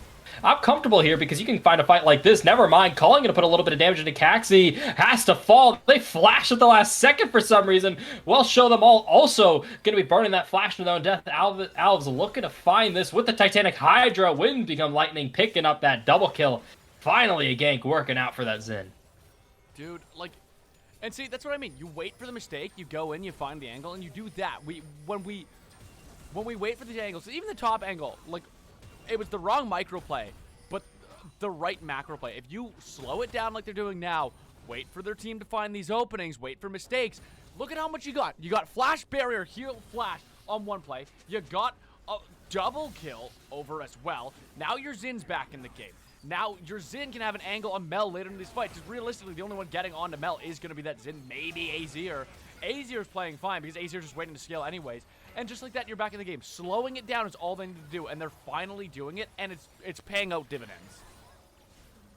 It's paying out dividends indeed, and the Ashe is starting to have some amount of damage. You saw it was kind of close, but Essence Reaver was finished up by Lucian. Big thing too is they picked up that call, which is always it's such an OP buy to have. Is you pick that up, and even if you die in the lane, you're able to pop out in front in gold just because of how it works and how strong the item is. You're not really going to be getting a whole lot done anyway in the early game once you die, so I think it was a great pickup here by Vanta to keep themselves relevant in this game. Now they're back and looking better than ever in terms of this game specifically. I'm hoping the Xin picked something else other than Titanic Hydra. It's not my favorite first item outside of lane, so I'd put a little question mark on it, but I don't hate it either. It's not like I wouldn't write a note about it as a coach, but I'd definitely be like, hey, man, isn't it Stridebreaker? Isn't it Sundered Sky? Isn't it literally anything else?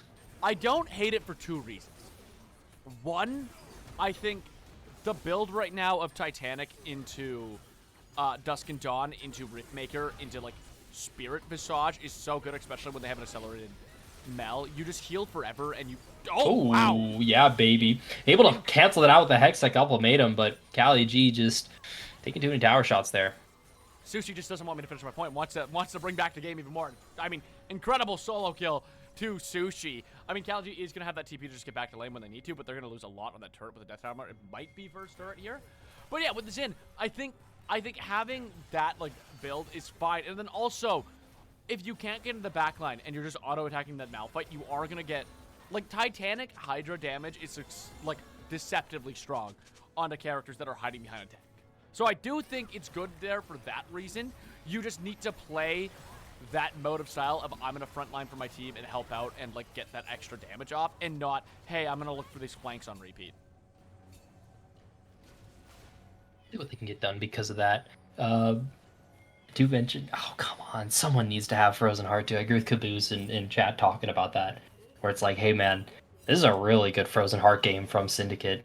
And they've got the Warden, someone's got the Warden mail picked up, but that's not exactly who I was expecting to have it. I was hoping it'd be on the Syndicate side, so someone at least remembered the item exists. If not, it'll be something else. But a good little Death Bush here, just trying to set up before this Dragon. Mint 2B doesn't want to stop this Dragon stacking, but they're dealing with the Herald here from Syndicate. It's not going to get the tower, it's going to get them some extra gold here. They're going to do what the... They did something. Huh, let's not let it crash, I guess, guys. Let's nod and say we did. Okay, here's the engage from Owls, but they're just going to get chucked down. Encore only going to find Kazante. There's Azir in the backline getting rained down by Kali G. Here comes from above the Mel. Not able to find a kill. Caxi looking for more. Kali G able to finish up the Azir. Now the damage still good from Zed, regardless of how much landed here. Mint 2B kind of cashing in on this gold lead that they've got. And they're able to pick up this next dragon here in a second. Yeah, it's going to be a third dragon to Mint to be. I feel like once again, we were not playing the same team fight. If on Syndicate, we had half our team fight on the tops, and then we had Zin randomly charging in, and it just meant that like they were just able to decimate Xin Zhao and then focus their attention onto the rest of Syndicate. And it's kind of the opposite story this time. Last time, I feel like Mint, they were playing a lot of fights. Mint was doing that. Yeah, they were playing a lot of fights where their jungler, Caxi, had one idea, and the rest of the team had another. Now we're seeing it out of Alps. Look, honestly, the greatest benefit to Mint to be, not to be that guy, has been mental booming Alps. A little bit. And my compliment, I'm gonna say it's my compliments to the chef who cooked up the draft of Caxi. You can't have a thought for yourself. Just press Malphite alt, brother. I love it, personally. Then you earn your keep, and for Game 3, you get something a little more freeing here. And it's working great. Protoplasm is such a strong item now with all these support items and how they're kind of entering in the jungle meta specifically. It just makes it super easy to be playing these junglers for the early game specifically. Malphite's one of the ones that's able to kind of drift away. And I do kind of want to think about that too, of this was a 5-1 Mel who I'm not going to say is invisible, but like hasn't really pushed this lead as much as I think they should. 15-ish, CS is pretty solid, but I'm looking for a little more from a Mel. I'm looking for a meetup with my jungler on every single alt timer. Dude, at level 3, you got a triple kill. By 4 minutes, you were 4 and 1.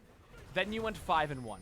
And you haven't changed your KDA in 15 minutes. That is an issue. They picked up a whole decap. The entire time they've done, like, not a whole lot, and they've just farmed for a whole decap. It's great. You're going to have a ton of damage, but I really am looking for a little bit more from a mid laner to drive a game.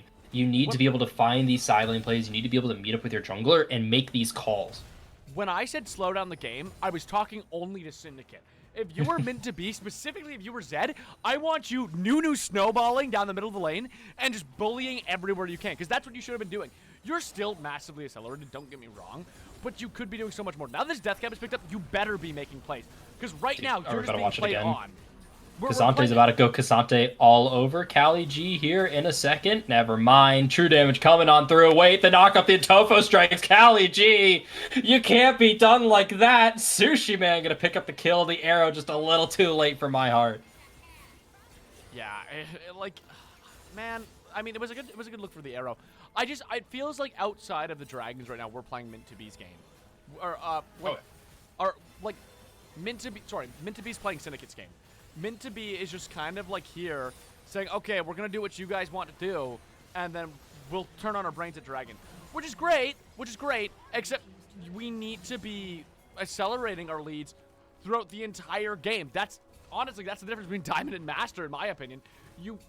We're looking around the objectives. We were playing around the objectives. That is amazing. You continue to do that, but also keep this play around everything. As long as they're still kind of participating here, Mint 2B's in a fine spot. Good Smites game. Going to be able to pick up this Baron Vision, which is desperately needed for Syndicate, honestly. You do need that because that's your next thing for Mint 2B. You have a great advantage. Your Ashe has got PD as well. So really all you need to do is just kind of create a fight. You just need to start something because you're going to be able to win it as long as your Ashe isn't the one getting Gazante ulted. So let's start the fight. I don't really know exactly what's next for Syndicate at this moment. I'm thinking you just I do kind of agree with calming down, but you're starting to really lose these side lanes, and it's becoming hard. Yeah, it is. It's becoming this difficulty. Even with Gazante having that help from Zendel, Camille's just able to kind of run through that at the moment, and Azir isn't able to match a 5-1 Mel. It's not going to happen, even if we get these later stages of the game. Oh, there's a look. There is a little bit of a look for a second. Here comes the arrow. It's able to find Poodle. Mind you, you can't press the Milio ult when you're CC chain like that. Goodbye. We'll show them definitely living up to their name now. Alves stuck in the Hextech ultimatum. Not taking a lot of damage from the Crescent Guard. Now here comes Sushi Man, just kind of showing up the front line for the team. And that's the full TP barrier eaten up and chilling around. This Dragon next eye is 20 seconds. No support for this. Yeah, 20 seconds, no support. Inferno Soul is huge, especially with a Mel. A Mel will blow you up. And how do you get in on this? To be honest, I think the answer, Alves needs to steal. I don't think there's a way for you to play in the fight without kind of blowing up and dying. You're kind of looking for an Alves steal. The question is, are we going to find it? We do see Milio slowly getting back, but it's going to be too late, and the engage, oh no. Oh! They're going to find this on the side here. Zed kind of just frontlining. Not really sure exactly what you're doing here. Kali has to get over the wall, but the all-out following up. Syndicate keeps it up with the team fights. Dragon has to get pulled away. I don't know what Zed was doing there. Maybe that's why they were pushing the lead, but still has to fight through this river. HP bars are quite low. Sushi Man's going to drop off this all-out here. Here comes the Shurima shuffle to the backline. They're able to find the two. Caxi able to find the knockup, but we'll show them all. Going to fall to Alves with the killing spree. Into the wall. You cannot move. That Protoplasm won't save you there. Sushi Man's going to get the kill. Angel left alone. You got to get out of here, but you're ringing the dinner bell in front of 5 hungry dogs. What do you think's going to happen? Has to flash away. Yeah, so here's the issue with that fight. Here's the issue. Here's your good old Romeo analysis. So if I'm the most fed player of my team, and I want to accelerate my lead finally, what I'm not going to do is step in front of my tank into the dash range of Xin Zhao. It doesn't matter if Xin Zhao's 0-9. If you're stepping into knockup range and you are your team's carry, it's probably not the play. I think that is like the only, because once that happens, you lose the fight, right? Literally, all you had to change to win that fight is not have Mel frontline. And I get we were like kind of looking at this like angle where we're hoping to play out a vision, but we just weren't. We weren't. And it got us completely killed. Clear the vision. Yeah. We didn't clear the vision. Our person that clears the vision is doing the right thing in that sitting in the river where we have vision control. So Mint to be just getting a little too aggressive there. I like the idea. Poke them out and make it so that way they don't even have to enter river. But you do that when like Caxi is alone hitting the dragon, which I'm not gonna lie, a Malphite ain't soloing an objective at this point in the game, or ever really. You don't want that to happen. It takes too long. So play around that dragon. Use the poke and just stay in the space where you have vision. Stay where you have control. Because Syndicate, I don't think, really wanted to run into the river too much. They were kind of accepting of, hey, it's okay, it's going to fall. Or Mint2B wasn't really, but I just don't like what they did there. I really don't like that positioning there. It's going to cost them so much space. Cost them their soul, all things considered. So just, it's going to start falling away a little more if Zed keeps playing like that. Yeah, 100%. It's just like, again, we are still winning. We're winning really, really hard. Well, actually, that's not true. We're not winning really, really hard. We will be winning really, really hard if we can claim a soul, but we need to still, I hate to say it, we still need to play well. Mint2B, you have proven that you are a strong team. You are hanging with one of the best in Syndicate Black Rose, but we need to make sure that we're not playing for Fiesta. We are playing like we should. And I feel like right now the biggest cons we're seeing in Diamond is the mid to late game stage of the game. Players are starting to like lose that like goal. You go in, whatever you drafted should always stay the goal. Oh god. I love that you have future sight here, and Kali G is going to be the one picked off there. Didn't need a whole lot of future sight to see exactly what's happening there. Kali G has to flash away and still going to die. It's going to go to Poodle's passive burn. Of course, it has to end like that, but now pings are starting to come into the Baron. Syndicate found the opening. That's that pesky Camille that's been diving in the backline here. Mel's pushing off on vision in the bot side, has TP. So it's going to be a pretty hard fight for Mint, but not impossible if Caxi can find this ultimate. But they're so blind in this area. Zier's going to find the Shurima Shuffle. It's going to pull two back to the fight. Will show. Has to get away. Wind become lightning going to land, but it's turning towards Angel. That's who you want. And they found the pick. They found the turn of the Baron. They're going to restart it. They lost their bot tier 2. It's starting to add up a little bit here in the bot side. They're going to send Cassante to finish it out, but Baron, 2 kills? I think that's fine for Syndicate, all things considered. Yeah, I think if you're Syndicate, that went almost as well as it could have. You're going to get a lot back into this, and now you put Mint to be on this like back foot. There's no way it happens. There's no way. I see it. There's I no see way. it. I see it. It's told in the heart of the cards, and Caxie's gonna find it. Just has to waddle over to the wall. Protoplasm to stay alive. Alv's gonna follow. They're peeling the hero. Caxie was needed for Mid-2B to stay in the game, and they're gonna stay alive. Now it's gonna show into the Seraphine, but it's okay. The supporting cast can fall because the main character got the Baron. No. What? They're gonna find that ultimate arrow. Is gonna land on Devanta. Wait, they want it. Kali G a little too aggressive. They're gonna get slowed. Hextech ultimate in the backline. That's a chunk on Devanta, but it's not enough to find the kill. Alv's gonna dominate to find that kill as well. And Sushi Man wants the smoke, but it's not there. Baron for Mid-2B. Hey guys, so here's the thing. Here's the thing. This is becoming a catchphrase. Here's the thing. Here's the thing is Ash slows Sushi Man forever. Peppering. Here's the thing, right? If their jungler is up and has a way into the pit, it's a 50-50. It's a 50-50. It's always a 50. It's always a 50-50. It's always a 50-50. That's how it goes. If they have a smite button and you have a smite button and you're not playing like Nunu or Kha'Zix, it's a 50-50. They can jump into that pit and they can just steal it, and there's nothing you can do. So what do? We send someone outside the pit to watch, right? We send, I don't know, a Azir outside the pit to watch. Or here's an idea. We place a ward outside the pit to watch. And we don't give up Baron for free and potentially Inferno Soul.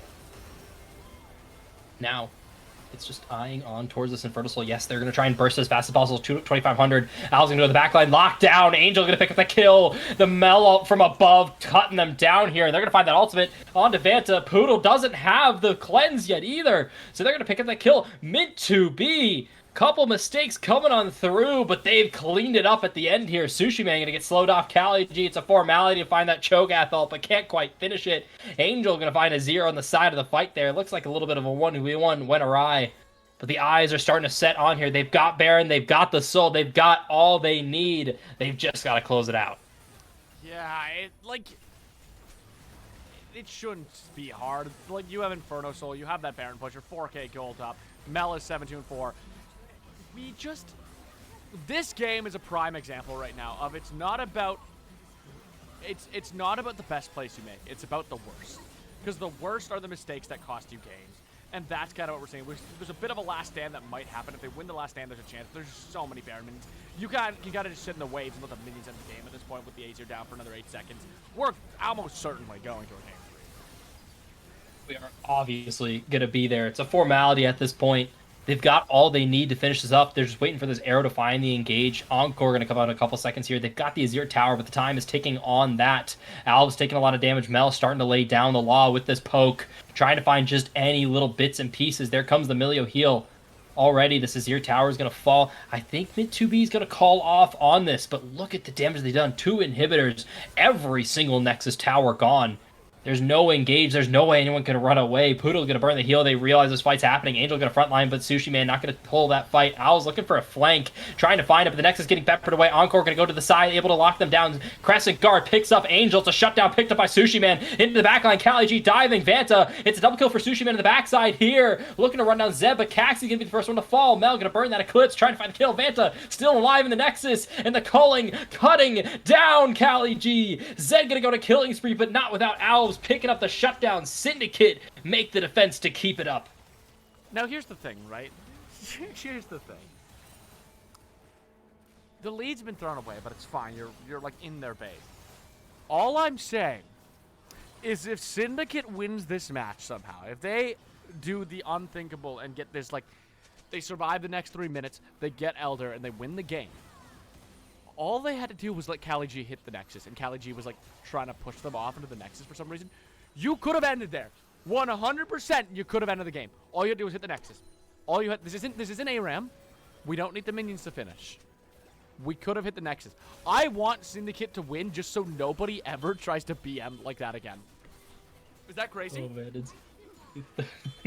it's perfect. It's not crazy at all. I just our observer just made the hit the Nexus, not the live one, man. Every day a new way for that clip just to get used in context gets better and better.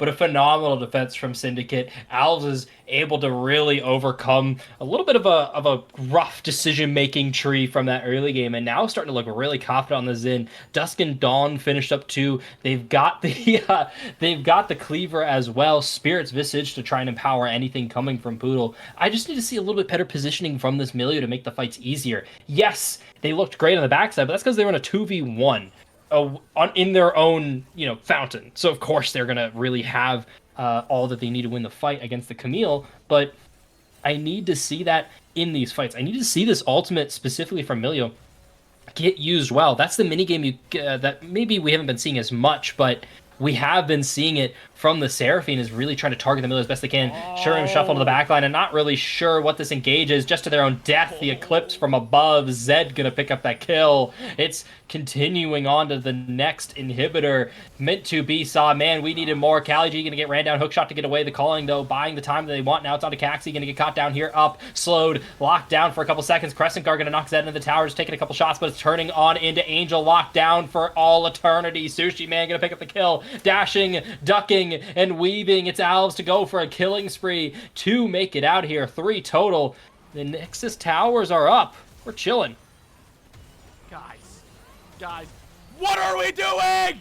What are we doing? Why is Camille going on this like hero play into the turrets? Why is Azir Shurima shuffling into 4 of them by himself? We are trading bad plays. We are trading bad plays. I don't mean to be so passionate, but what are we doing? Dude, they're tossing around the brain cell. Yeah, it's like I'm watching the WWF, and it is Brain Cell 1 versus Brain Cell 2 for the championship. I like, again, both phenomenal teams. They played the first 20 minutes pretty well, and since then it's been downhill. And now it's with the worst play. Oh God. We had oh God. Now, next play, Milio gonna get arrowed. They're trying to cut down, but just the hook shot to get away for CaliG. We'll show them all. Still doesn't have Encore quite yet. It's a couple seconds here. Al's taking a little bit of poke, but I don't know, man. Is that poke quite real? All things considered. Hey, look at the super starting to stack up here down at the bottom side of this fight. Someone's got to answer that. It's going to be the Azir. TP up for them, but no vision at all here for the side of Syndicate. They're starting to get these wards. The pressure on the Baron really good. They sent We'll show them all back to the base. They're only going to lose one of these Nexus towers here. I'm surprised we don't start this. Maybe they're worried about, they're worried about this Elder. That's why. Elder's up. Camilla's TP.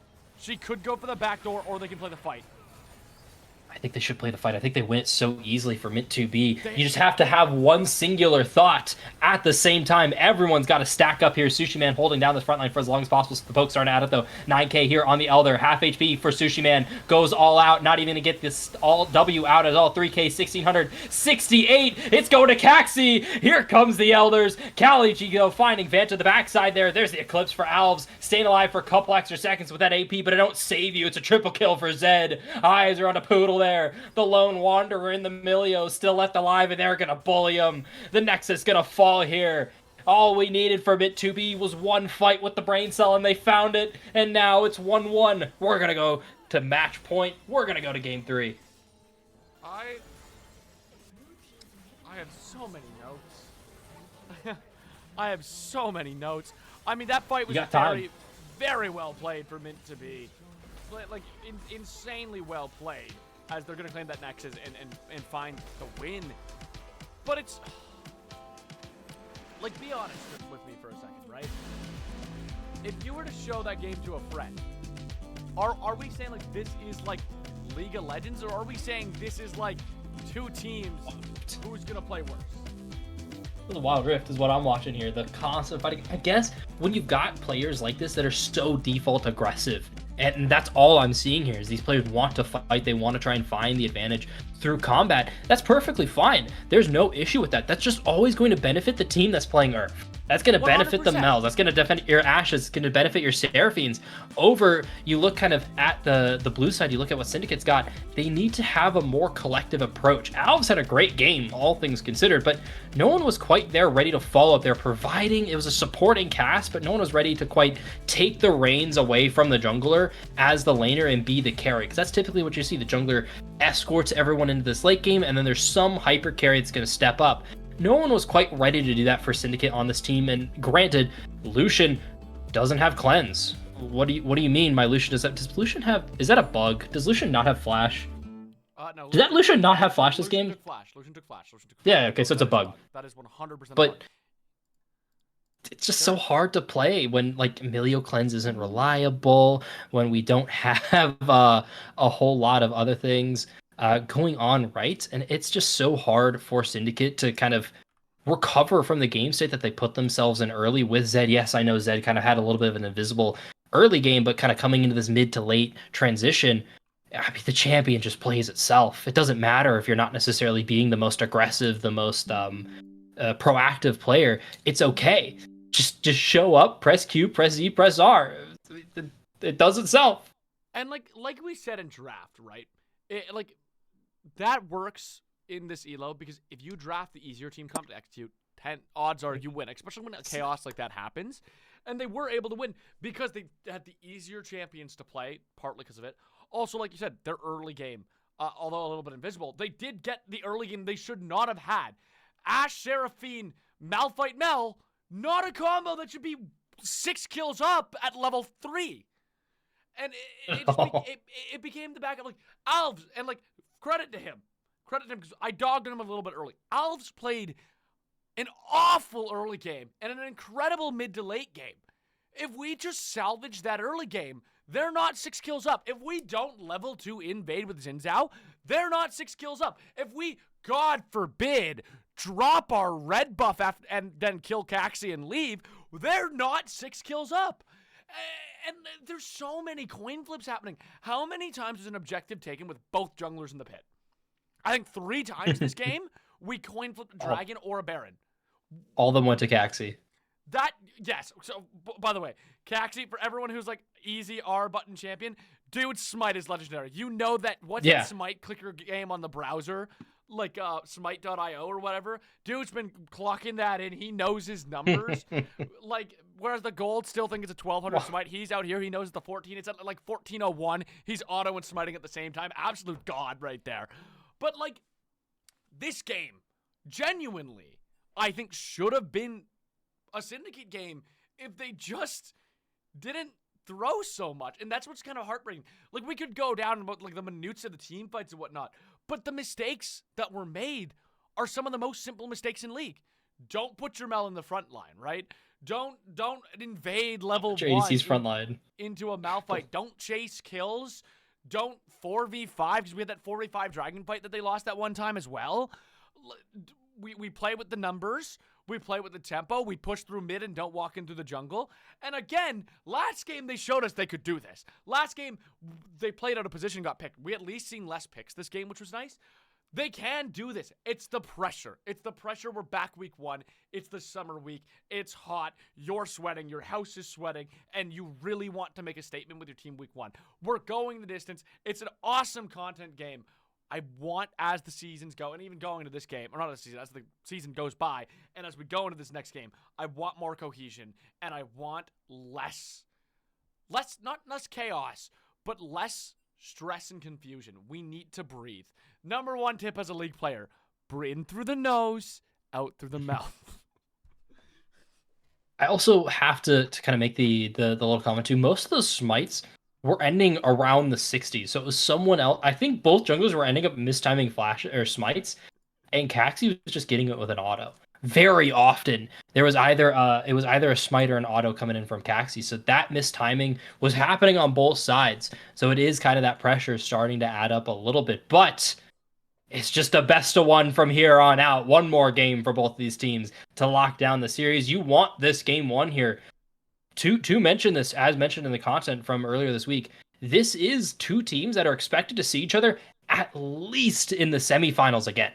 in the playoffs Yeah. weeks in advance. So this is a very important series to get that head-to-head, to get that advantage, and just start off on week 1 on a good foot, beating your top competition. So both these teams are feeling that pressure. Let's see how they deal with that post this break into Game 3 draft. Don't go anywhere. We've got an exciting series. The blood is flying. The fights have been happening. The casters are screaming. And we'll see you when Game 3 starts.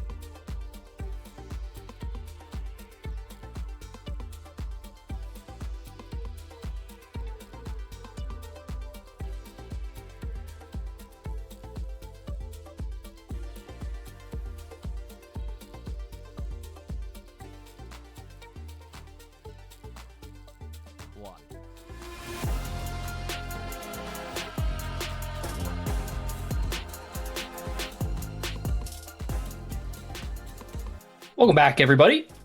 Game 3 just going to come our way shortly. We've got Syndicate versus Mid2B.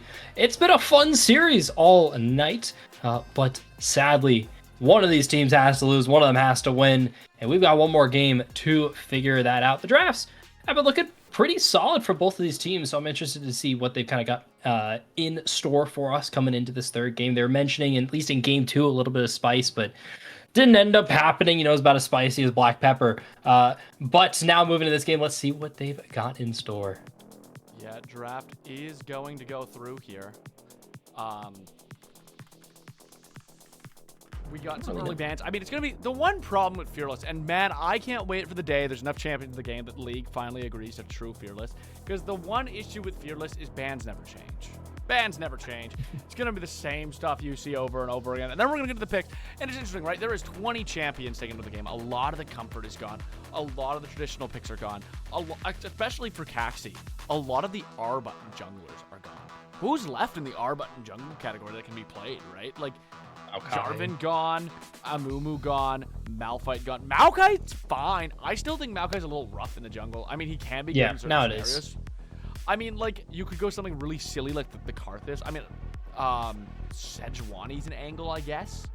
That, I don't know about Karthus. Ooh. I think Karthus is. I don't know if I want to. I don't know if I want to see Karthus this game. You can definitely try and course out some auto attackers and lock down maybe a Nasus if you want something like on the easier side.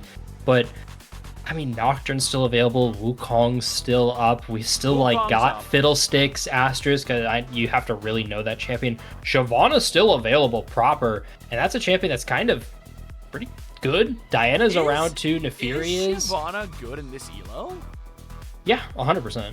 She's good all the time. Her goal is to farm to 2 to 3 items and have like solid ganks, and then just kind of become a raid boss at those 3 items in team fights. But she has utility. The big issue with past Shyvana pre this rework was like you needed those items and you're kind of just like an AP mage anyway. This current iteration of Shyvana is like this weird, it is fully into like the weird hybrid kind of mixed front line that isn't necessarily tanky, but just pumps so much damage, has the CC, and is tanky enough to get away with it. But Caxi gonna go with that Sejuani. Now I see not a single melee locked for this Sejuani, and Xayah picked up's going to force either a Rakan ban or they're going to pick it. I'm pretty sure they still have it coded where, in terms of Sejuani, Rakan autos, someone will correct me on this, I think Rakan autos are still ranged code-wise in terms of Sejuani. So it's going to be a rough case if they end up locking that down. Caitlyn through, Nocturne going to be locked down for Alvis. And I do like Nocturne Aurora into the Ahri Sejuani, but it could definitely get a little dicey if you mess up on a play or if you don't do anything. If you do nothing at level 6, you meet up with these 2 super strong level 6 ultimates and you do nothing at all and you wait for that 9, you wait for that 1 item, you can struggle. Yeah, it definitely is. It is. Sorry, I'm just trying to like. I don't love the Nocturne. Is that crazy? Oh, they do. I don't love the Nocturne. I really think this Nocturne is a weird pick this late into like our drafts and doesn't really fit what Syndicate's been doing. It's not that they can't change it, but I just like. I love Nocturne as a champion. I feel like there are very specific comps that work with him, and this doesn't. And maybe I'm crazy. In chat, you can call me out if I'm wrong. I just feel like it flips what they've been doing kind of on its head. They've been going for a lot of picks sometimes, which is like fine. But I feel like they've been doing so well in these team fights. And like, although Nocturne's going to make the chaotic team fights even more chaotic, and like that's it, like an option, I would have much rather seen something like the Wukong that complements what we've been seeing with like the Xin Zhao Jarvan and stuff like that. I think this Nocturne, you're asking a lot. I mean, I think the Morgana makes it a lot better as that like R5 pick to be able to put like something like a 2 spell shields out there. But like Lux. I want Lux with this team. Yeah, I think the Lux is better than the Morgana. I still think Morgana's good. Like I would take Morgana, Caitlyn over Xayah and Nico. But I just think Nocturne, there are so many better junglers for this team. Wukong, I think I would have liked more. Even like an Ivern, I would have liked more. He's been such a team-focused jungle, and I get we're going to put him on something that can carry a little bit harder.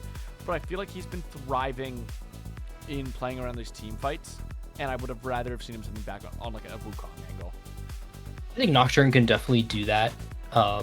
It's supposed to kind of split in the middle. Wukong's issue is that you do just kind of don't do damage. You are the antithesis of dealing damage in fights after 25 minutes. You kind of press ult and die, and that can become an issue. Yes, you shred armor. Yes, you are just like a hard target to deal with. The knockups are phenomenal, and you do something. But I think the Nocturne is able to properly run someone down, and you're going to want that into this Ahri and this Xayah specifically. Now, the swap to the Nico support, I get it. It's probably, the biggest thing is it's probably a takeaway. So that way they don't have the Nico Caitlyn, because that's just super oppressive. You mess up one time, but Caitlyn, like the Morgana's going to do the same thing. It's the same effect.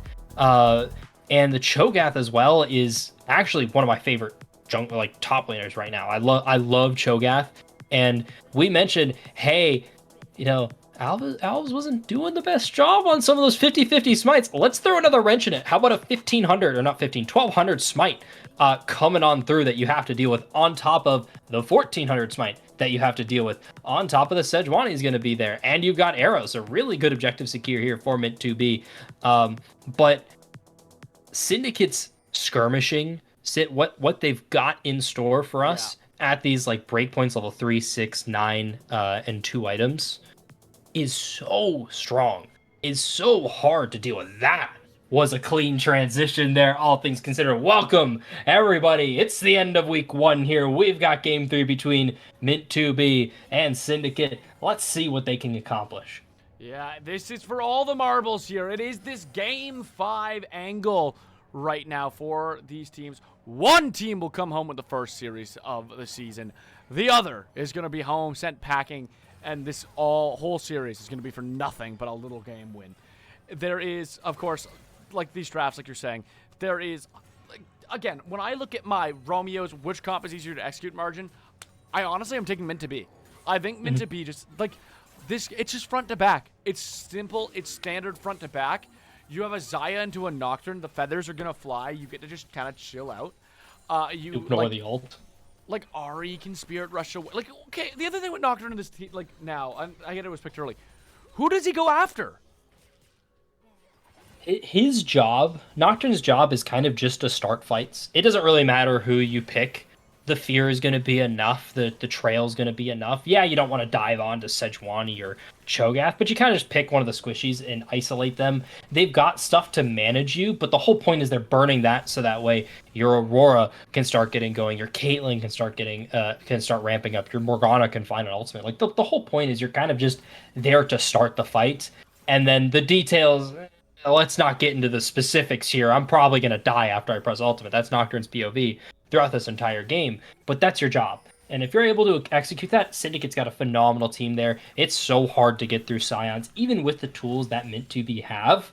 You've got the Sejuani, you've got the Ahri to kind of dash around, you've got the Nico. Everyone kind of has, I agree with Mint 2B having this easier to execute comp, but everyone's got their little flair that they can add, which is a great thing to have in terms of skill expression, but also, hey, that's, a way that someone can mess up. We can Nico ult at the wrong time, or in a bad spot and try and go for a weird flank. Zed on a, at least at this point right now, doesn't have a random triple kill from a level 4 fight.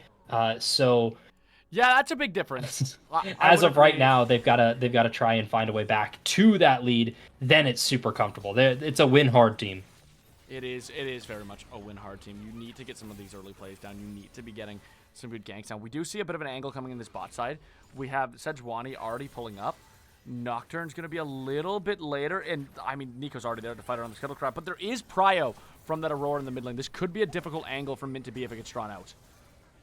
Al's going to show them all, and realizing, hey, that's a Nico, not the Sejuani, so I want to get out of here. But they still want this contest. They've got Poodle moving, Aurora trying to move, but Zed is doing their best as possible. A little bit ahead on the future site, looking to find this. Smite going to go over towards Alv, be able to win that 1-for-0 on the Smite fights now, finding that route on Akaxi, taking a lot of damage. You're not taking quite yet. Flash forward for Aurora, able to pick up that first blood, looking for more. We'll show them all, going to get followed with the flash. Alv's continuing going, Angel showing up. Good roots from We'll Show Them All, but the fear still not broken. Alv's able to pick up that kill. That's 2 in the pocket. That's the crab. That's Angel next target. Vanta running them down. Flash of Barry still up. Gonna pop that here after this auto. Flashing forward with that. Gonna miss the Q, but it's okay. Vanta finds the kill. It's 3-0 for Syndicate.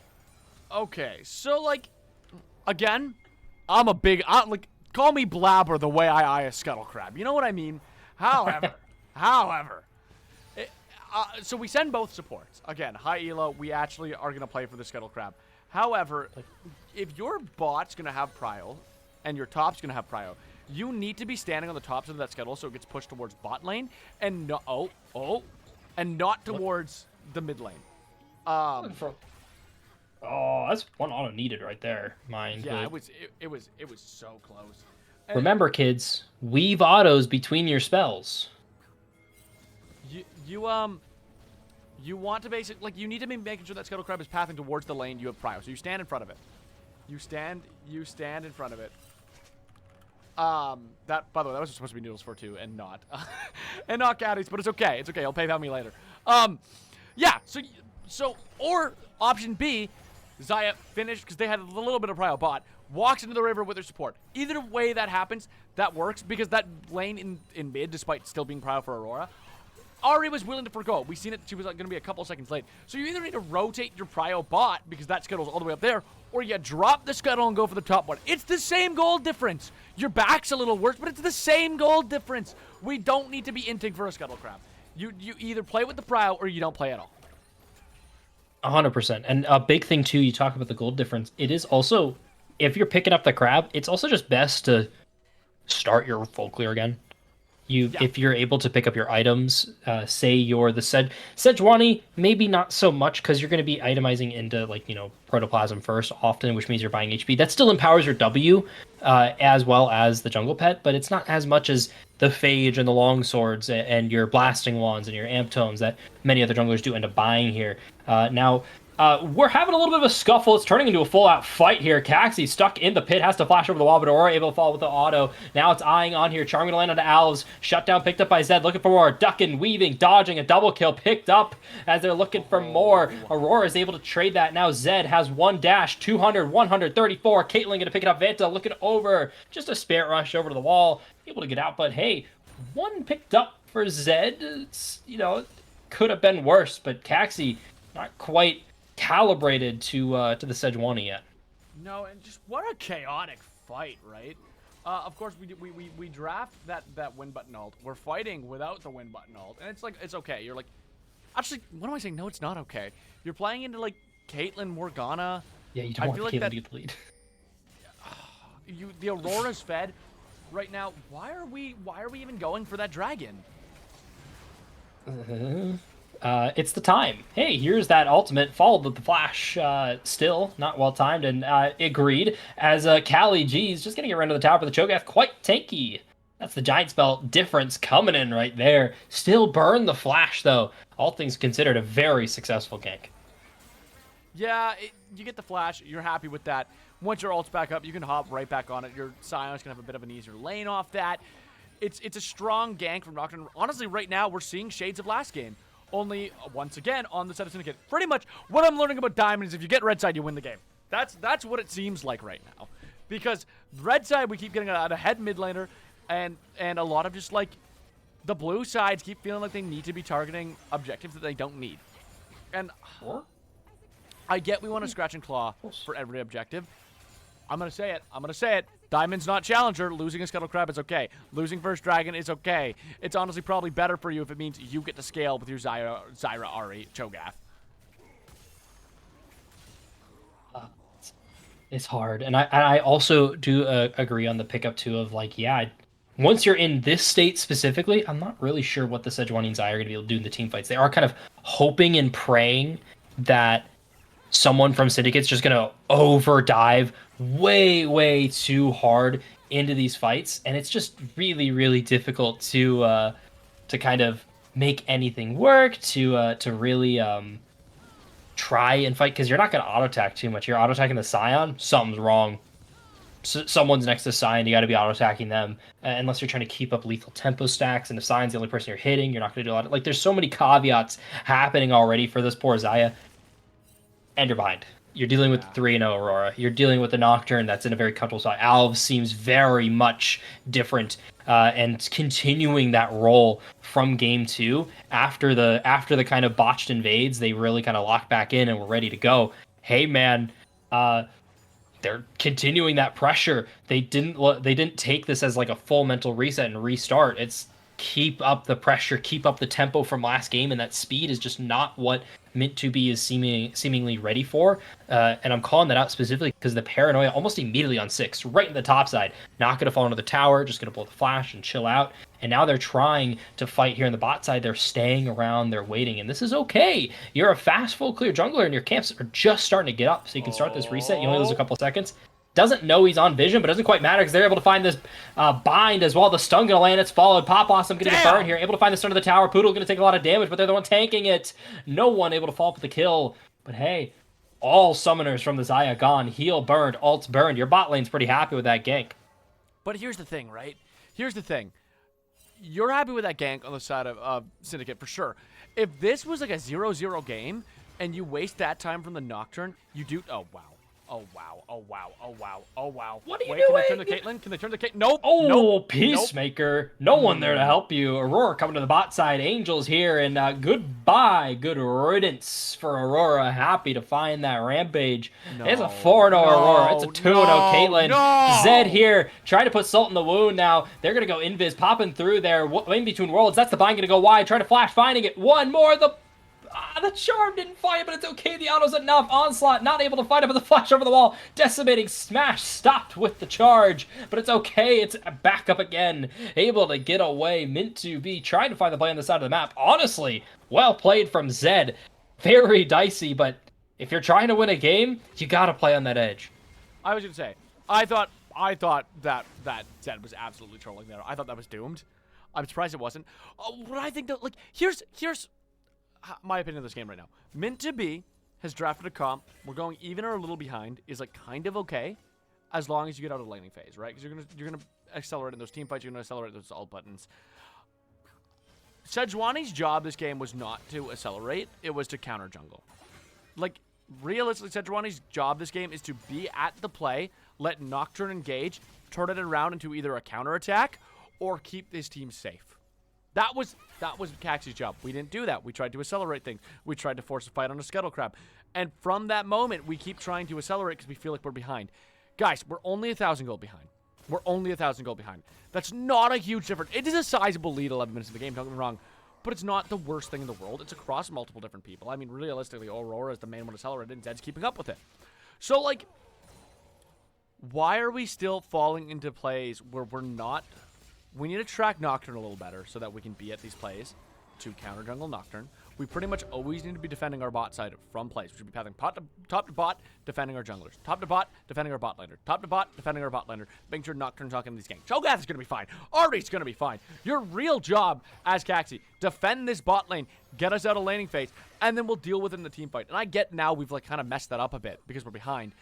But again, I hate to say it, Mint, and it's not because you're behind. It's because of what you've drafted. You got a great comp. It's easy to execute, but you are still playing for them to make a mistake. It doesn't mean you're going to lose if they don't. It means you want to keep this either where it's at right now or find mistakes to even up the gold a little bit. But you're still in a fine position. You win in team fights. Stop skirmishing.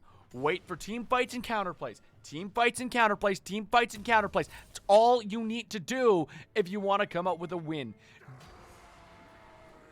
Add an addendum to the counter jungler. The big thing you can do is play around this Ahri's push, who seems to pretty successfully have push in a lot of these matchups. Then you look for vision, try and get some wards on these buffs, try and just at least intuit out where this Nocturne is before you make the plays. You can skirmish, but you have to get all the information first, and that's been the problem. They haven't had that information before they started it, and so then they've been dealing with the Nocturne having the advantage of the counter engage, because kind of the rule that's really kind of shown its face around the last couple of years for anyone that's been playing League at all is if you engage second, you win.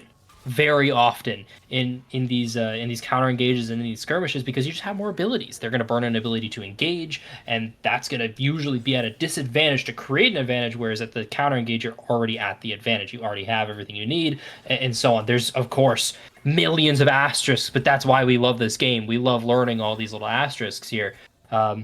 but so far in this game, Mint 2B has just not been starting at the door to get themselves in these positions to play against the Nocturne. They haven't been getting the deep vision. Now, granted, they don't have push in many lanes that they really wanted. So in that case, yes, go back to the old bread and butter. Wait for the fights. Wait for them to engage. Play a little boring. Start farming more. Be a little too religious with the objective timers, but that's the way it works. And speaking of the objective timers, Dragon's up in some time. I know Herald's coming up pretty soon here. So with that being the case, I do like, though, I mentioned I like the Cho'Gath in the draft. Look at what KaliG's doing, showing up why this champion's so good. Even into Sion, he does this in almost any matchup. So much sustain, so much shove, and even without like the really broken Hall of Radiance interaction that Cho'Gath has, it doesn't matter. It's Cho'Gath, man. The E-maxing just burns the minions. Dude, real. Like Cho'Gath is just eating that tower alive. He gets kind of sit there and do his thing. And that's why, like, when we're saying, like, Caxi should be towards, like, the bot side and, like, looking for counter engage there. It's just because you have a self-sufficient top lane that's going to get ahead into that Sion no matter what. He's got this full turret by himself just by existing. That top lane left untouched is a win for them. That bot lane left untouched, hopefully is even. It has not been left untouched. That mid lane left untouched, it's a skill matchup. Has not been left untouched, right? And like you were saying, like, you're right. Skirmishes is a thing where if they have the vision of everything on the map, it's great. It's not going to happen, but it is great. If you know where Nocturne is, really, like, what beats a Nocturne or a Fiddlesticks? Know where they are. If you know where they are, they're useless. It doesn't matter who's piling them. If you know where they are, they're useless. But we don't have any aggressive vision to find that. All of our vision is so defensive, and defensive vision is not really that good into a Nocturne, is it? Yeah, it's not the greatest, but you're also not in a position to get it. So it does come back to, like, just don't do anything. And KaliG didn't seem to get the memo. They're trying to do something. TP gonna get burned from the Aurora. Ari had to reset. They're gonna find this bind on Avanta, but it's just a little bit of poke. The bind from Morgana gonna go wide. Angel taking a lot of damage here, getting a little too aggressive. Should have some regen on these minions, but it's not gonna be a lot. They've got red buff too, but this Herald should just be entirely for Syndicate at this moment here. And I mean, Dragon should be coming up eventually. Once again, I don't know the timer off the top of my head. I'm sorry, y'all. 20 seconds. It's 20 seconds. We don't have it on stream, so it is unfortunate. But regardless, they're meeting up. That's obviously why they're meeting up here at the 5v5 and just shoulder to shoulder. Let's do this, guys. Let's fight them. But you're gonna lose this Xayah, and she's gonna start dropping farm. And I mean, is the Dragon like? Is it even a possible fight? Look at the inventory for this Caitlyn. Yeah, Caitlyn starting to look a little bit strong here. They're getting very, very close to that second item. It looks like they're building that IE. Oh, yeah, indeed. Alv's getting ran down here. Nocturne had to burn the flash already. Cho'Gath can eat half HP, but still look at that wave. That's going to sustain. Pop Blossom from the brink, and it's the river fight to find it, but that in-between world is going to put a lot of damage. Stun on lane. Sushi Man going to go into the zombie form, but they can't find anything off of that. Mistake after mistake costs Syndicate the space. Yeah, I mean, let's face it, a lot of abilities got whiffed in that fight. I think Syndicate should have had the advantage. It was a great look, though, for Mint to be, and they're going to claim it. They're going to get that Ocean Dragon. They're going to stop Soul for a little bit. They get that first Ocean Drake. They could stack 4, which, come on, like, Cho'Gath Sejuani with 4 Ocean Drakes and an Ocean Soul. I'd probably cry myself to sleep. Okay. Finally, I think that's our first Herald hitting the tower. That's our first Herald hitting a tower, I believe, off a charge. Both games we've had Herald, a player has grabbed it and immediately 180'd with it to get out. They're really trying to use it as this engage tool, and I like the creativity from Syndicate, who's typically been the team to have it, but it's always been, like, at weird times. I'm going to guess they were running out of time on it specifically, but it's such a diamond thing to use Herald as an engage tool and not to hit a tower, and I don't mean that in a good way. I don't know why this is the case, but I've casted more than a few diamond games, and every time, for some reason, we're using Herald for fights and not for towers. I get it gives you a knockup, but it puts you so wildly out of position, and, like, or you use it as a getaway. But, like, why not use it to smash a tower? Why not use it to break mid? How it was used just now, I liked it. I liked it. It was not running a tower. It was just taken. They could have waited for a bit of a better angle, but at least, like, at least it's something. At least it's hitting a tower. Yeah, 100%. It's getting some utility out. They're going to be able to use this to push an advantage here. But as of right now, it's not quite going to be realized. It's unrealized gains, right? I've been trying to avoid the accounting terms, but I've been taking so many accounting classes recently. Drop the accounting terms. I got you. I'm a high skilled major in business. Only us will understand. The chat won't, but we'll be good. Perfect. You gotta recognize all that stuff. But as of right now, they're still able to kind of stand up tall for Syndicate. It is a bit of a whiff right now on the ultimate. Vanta has to flash away from it. Caxi now has got to turn tail and run. Alves also doing the same, just making sure the 80 carries are safe. But the flash blown from both sides, a flash for flash trade like that, I'm honestly going to take it as a jungler. I think it's okay. You can still drift with the charge as Sejuani, so it's okay. But, yeah. You know, whoa! Okay, that was okay, thank God. I saw it, like, jump forward on my screen. My bad, y'all. I thought something was actually happening, but speaking of something happening, here, they're going to find this flank in the backside there. Pop Awesome just barely missed time for We'll Show Them, but still going to fall. Alves happy to pick up that kill. Now Zed looking to go crazy. They found the first charm, but the root's going to land under the tower. Are they going to fall? And that's what you need from the Peacemaker. It's Vanta continue to go strong. Caxi finds one tray, but a triple kill for the Caitlyn. It's a monster. Yeah, that Caitlyn looking very strong. 5-1-2 is going to get that IEB even stronger. The headshot damage is going to be absolutely insane. Probably going to get boosted. Going to get even faster. Oh God, Mint, you are down about 2,000 gold, but it's on the target you don't want it to be down. Also, shout out to this Morgana. 0, 0, and 10. Everything you could want out of a support in this moment. Like, she's just looking beautiful with that KDA. And like, they've got a lot the to gold cash numbers. 9,000 on Caitlyn compared to the 7,000 of Xayah. It's like 2.5k more. That's an item. They have an item over Xayah. They're going to back get IE boots and like half an item here.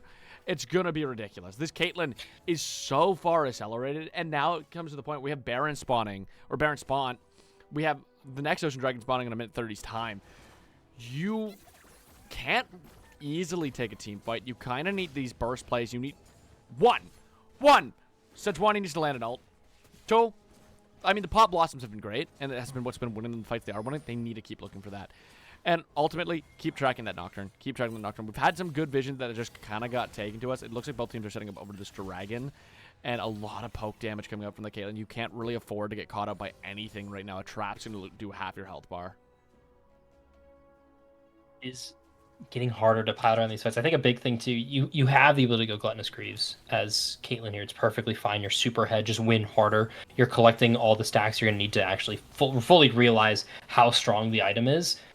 But something, maybe like a divergent in the builds too. I feel like as Caitlyn, this is a game where having RFC this early on isn't like that bad. Because you're going to be going at 4th. It's going to get built. It's 3rd or 4th. It's just, are you going to go LDR first or Berserkers first? Or are you going to go RFC first? And it's all kind of dependent on who you're hitting, and it looks like Caitlyn's going to be focusing on Caxi, focusing on Kali, who do have quite a bit of armor, so it's an okay thing to really buy. It's not a problem. It's still going to kill people quickly. I love Decimating Smash's hitbox, of course. Kali going to get knocked up there.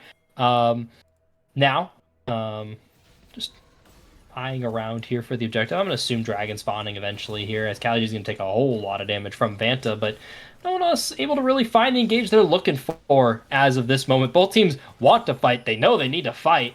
Mint2B know that, hey, if we give them soul point, we're in a bad spot. But I think you're in an even worse spot trying to approach the river against a Caitlyn who hopefully is going to start setting up trap lines. Yeah, the trap lines are going to be set up here, and there's just not a lot you can do. As you're walking into such a hard play paranoia. Like, it doesn't even need to be used for the dash.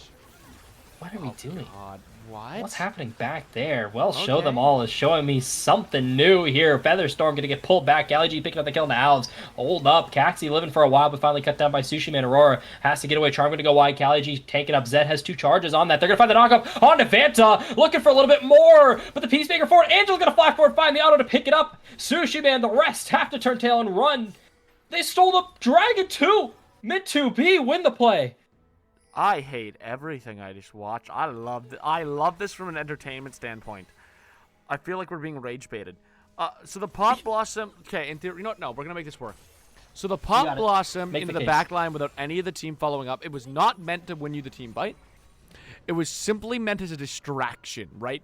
They said, Nico over here, leave Dragon alone, Nico over here, come here, I'm Nico, please. And then everyone was like, oh my god, Nico, we need to go after the Nico. And it worked. It shouldn't have worked. We could have just finished the Dragon, ignored her. We didn't finish the Dragon. Nico goes in. So Nico Pop Blossoms 3 for no reason with no team to follow up, gets annihilated. But then the team sneaks in, walks, smites, Dragon taken. And then they're happy. And then both teams are like, well, no, there's no Dragon. Even though like we probably could continue following up, what if we just handshake it and walk away? There's no more Dragon. Neither of us want to be here. Peace. And like that's the recap. And the breakdown is, what? I don't understand anything. I feel like you just Pop Blossom with your team and win the fight. Or you Paranoia with your team and win the fight. Or better yet, you Paranoia and don't go in and just use it to like hide the health bars and like continue poking, because you can do that with your team. But no, we decided that if we're gonna click our buttons, we're gonna click our buttons and make sure they hit everything that they can. Which is good, I guess. I just need to see, like you mentioned it and I mentioned it, like Vanta needs, people in chat have been mentioning it too, like Vanta needs to be setting up these trap lines, even if it's like, oh, they can just walk through. The whole point is you're funneling them. It doesn't matter. You're not really putting up the trap line to get them to hit. Sushi Man, thank you for 1,000 stacks on the Scion. I love that the Smolder smile keeps flashing there. It's okay. It's okay. It's so funny just seeing the smile pop up. That stupid shitty grin smiling. it's trying its best. Sushi Man has Scion 1,000 stacks, and then it just Smolder's beautiful loving face.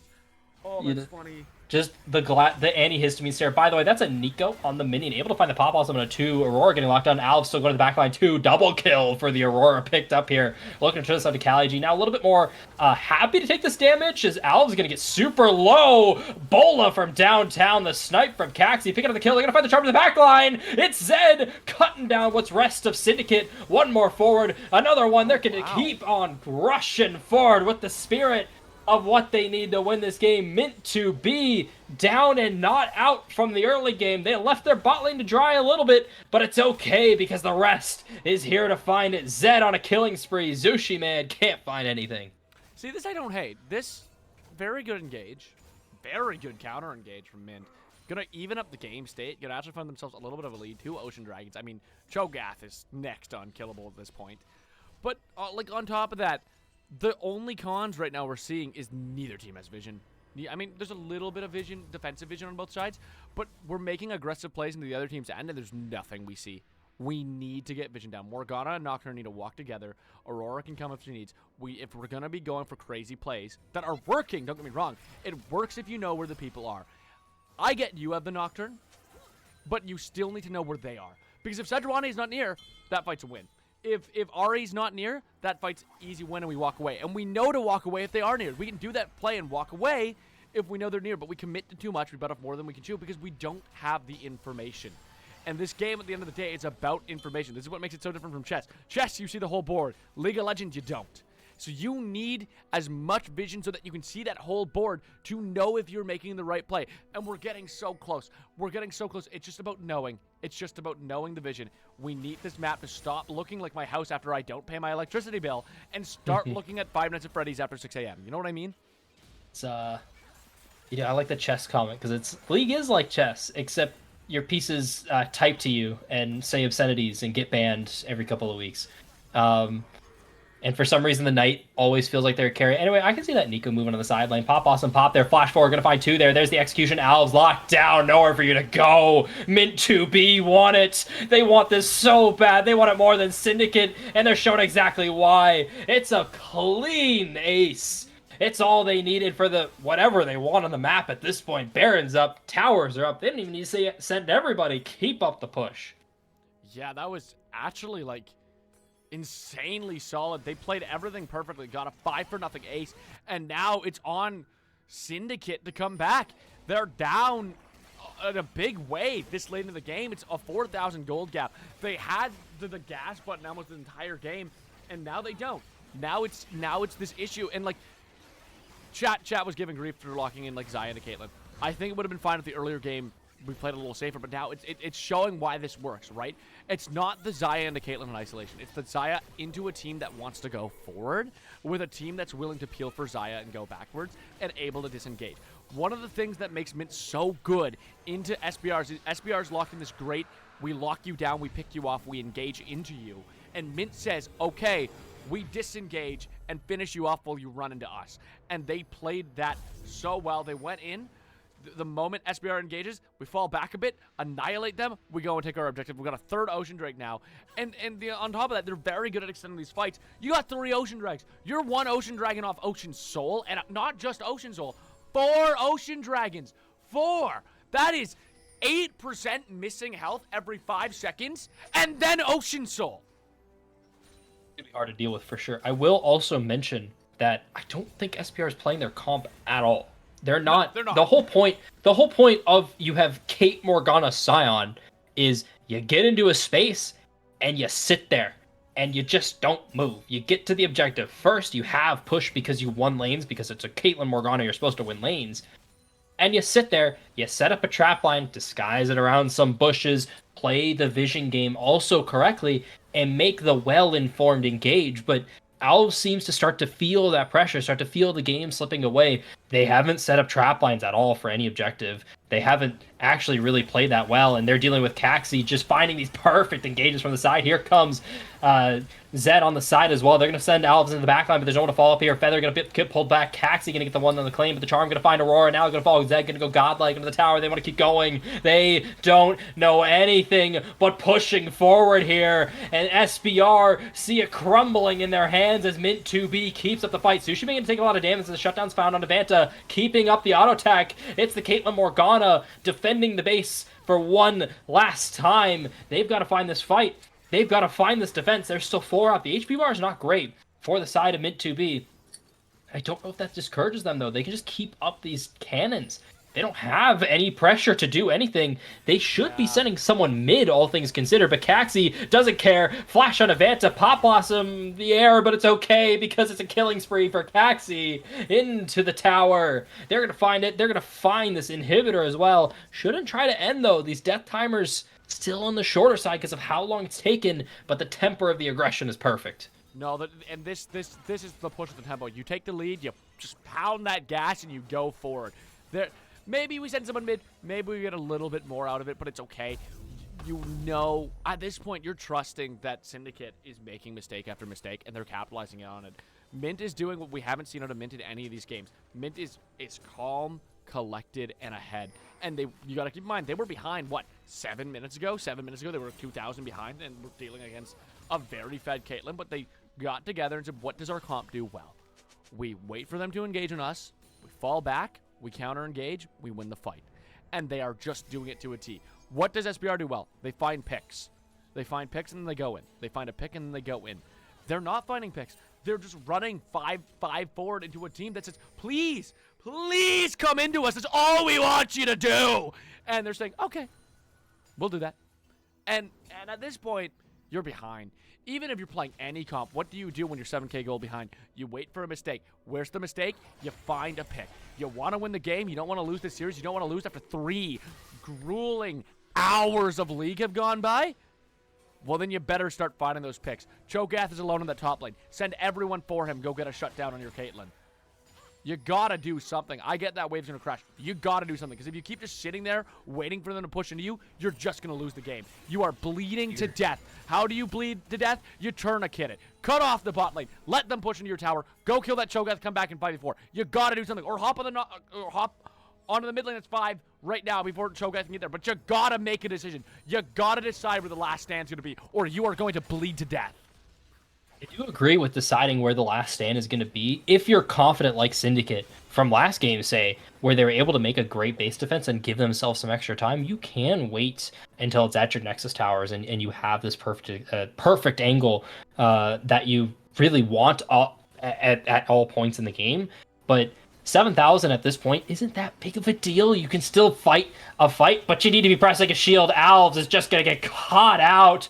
An errant charm is all they were expecting Bola finally going to go wide on the right target there. Going to pop the Paranoid, just try and mask the Aurora approach, but has to get away. Unbeaten World is going to get burned. Charm going to go wide again, but look at the Cho'Gath on the tower. This is what I was going to say. You can't pick out this fool. Look how tanky he is. Vanta got knocked up, getting ran down. You're in lethal. That's the Devour. Angel going to pick up the kill. There's nothing left for Syndicate to defend because there's no one left to defend. The castle walls have fallen and the Syndicate has fallen. Mint to be have picked up the series after falling down 0-1. TP burned by Sushi Man, trying to get the barrier that they want. Just gonna run forward to try and stop the waves. Alves doing the same thing. They're buying time. That's all they're doing. But it's seconds onto the game that they cannot win. It's all that they needed for Mint to be to win this. It's over, folks. 3 hours of League of Legends, and Mint 2B are gonna pick up the series 2-1. 3 grueling hours. This, for context, this lasted as long as some playoff series do, guys. These weren't just 3 games. These were 3 long games. I don't think a single game ended in under 35 minutes. I mean, you look at these teams, you look at what happened here, and it's an incredible feat to watch what these teams did pull off. It's just, it becomes a thing. It's like, well, I mean, first off, props to Mint 2B. You win the first game of the series. This is a banger series. This feels like playoffs we watch. Even like the chat, like we got 70 of you guys here watching this banger. This was a banger series, regardless if it was because of the mistakes that were made or the great plays. That's what's fun about Diamond. You have the mix of like some amazing micro, some horrible macro. You get all of it in this little hot pot and see what happens. But with this, it's like, I'm excited to see what happens when we go to playoffs. So like you said, these teams will likely make the playoffs. And if these teams do, what's going to be the difference? Because a lot of the team fights were lost because players weren't playing together. Like even that last fight, Alves went in on this weird angle by himself. And that wasn't a surprise to me. What most of these fights did happen. Well, no, but he got caught on an angle when none of his team is there, right? Yes. Like he's stepping up past the point of safety when there's no play to happen, and you have paranoia to do it yourself, right? Aurora's too far on that top side to do anything if we're stepping up like that. Even if we find a play, even if we find a pick there, Aurora's too far away, and we're not committing us to this 5v4. If you're on the same page, which you will get to the more you play together, and on top of that, like the cohesion, once that goes through, you can do things as 5 there. We can commit, like I know you're saying they could commit in base, like that's fine if they want to do a last stand there. But if you're going to stop the bleeding, you just need to be on the same page and do something. At that point, it doesn't matter if you're doing a 40-60 play as long as you're making a play before or you just die, right? That said, this was a banger series overall. I got to ask, who do you think's the MVP of this series? I think while this game, We'll Show Them All had a phenomenal Nico game in terms of the flanks, there was enough questionable stuff.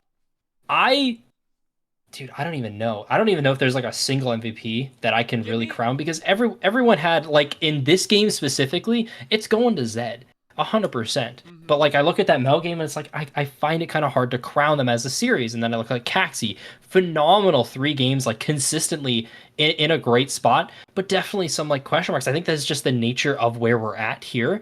And so I'm not going to crown a specific MVP, but props to everyone from Mint 2B. And I think they've got a lot to show from this series in terms of they've got a phenomenal floor.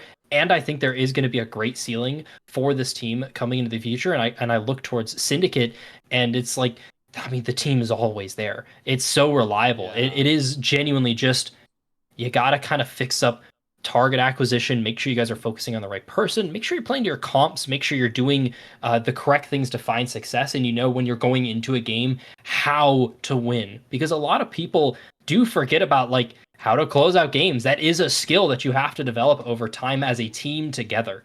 And sometimes it does just come down to, we kind of got to Unga 5v5, and the team that has the easier way in, like you continue to mention, is going to find success. So with that being the case, I've got to close this out for the night. It has been a long 3 hours. Apologies for the technical delays at the start of the series. Everything got figured out, and we were delivered a banger, all things considered. I've been Halfling, produce, and my co-caster with Romeo, observed by Rare Adam Sheridan, popping in to make sure everything looked beautiful. Congrats, Mint2B, on the 2-1 Syndicate. You've got a lot of work cut out you for the rest of the series. We'll see you all next week.